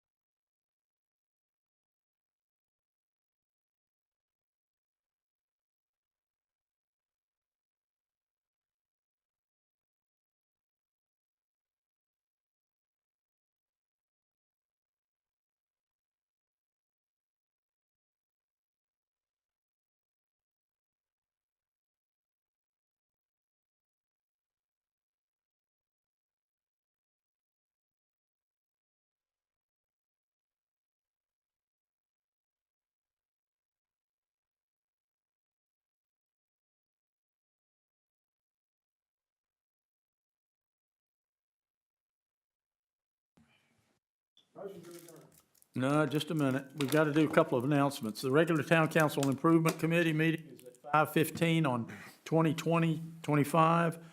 Regular Town Planning Board meeting is at 7 o'clock, 2027-25. The special called Town Council Budget Workshop is at 7 PM. That's on March the 4th. The regular Town Board Adjustment meeting is scheduled for March 11th, 2025 at 7 PM. And the regular Town Council meeting is scheduled for 3/13/2025 at 7 PM. All of this is in the Town Hall. Motion to adjourn. Second. Aye. Yep. That was quick. We are adjourned. Hey, I did make legislative updates for, criminal justice training standards. What's that? Oh, did you? So we have like 24 hours every year we have to take of training.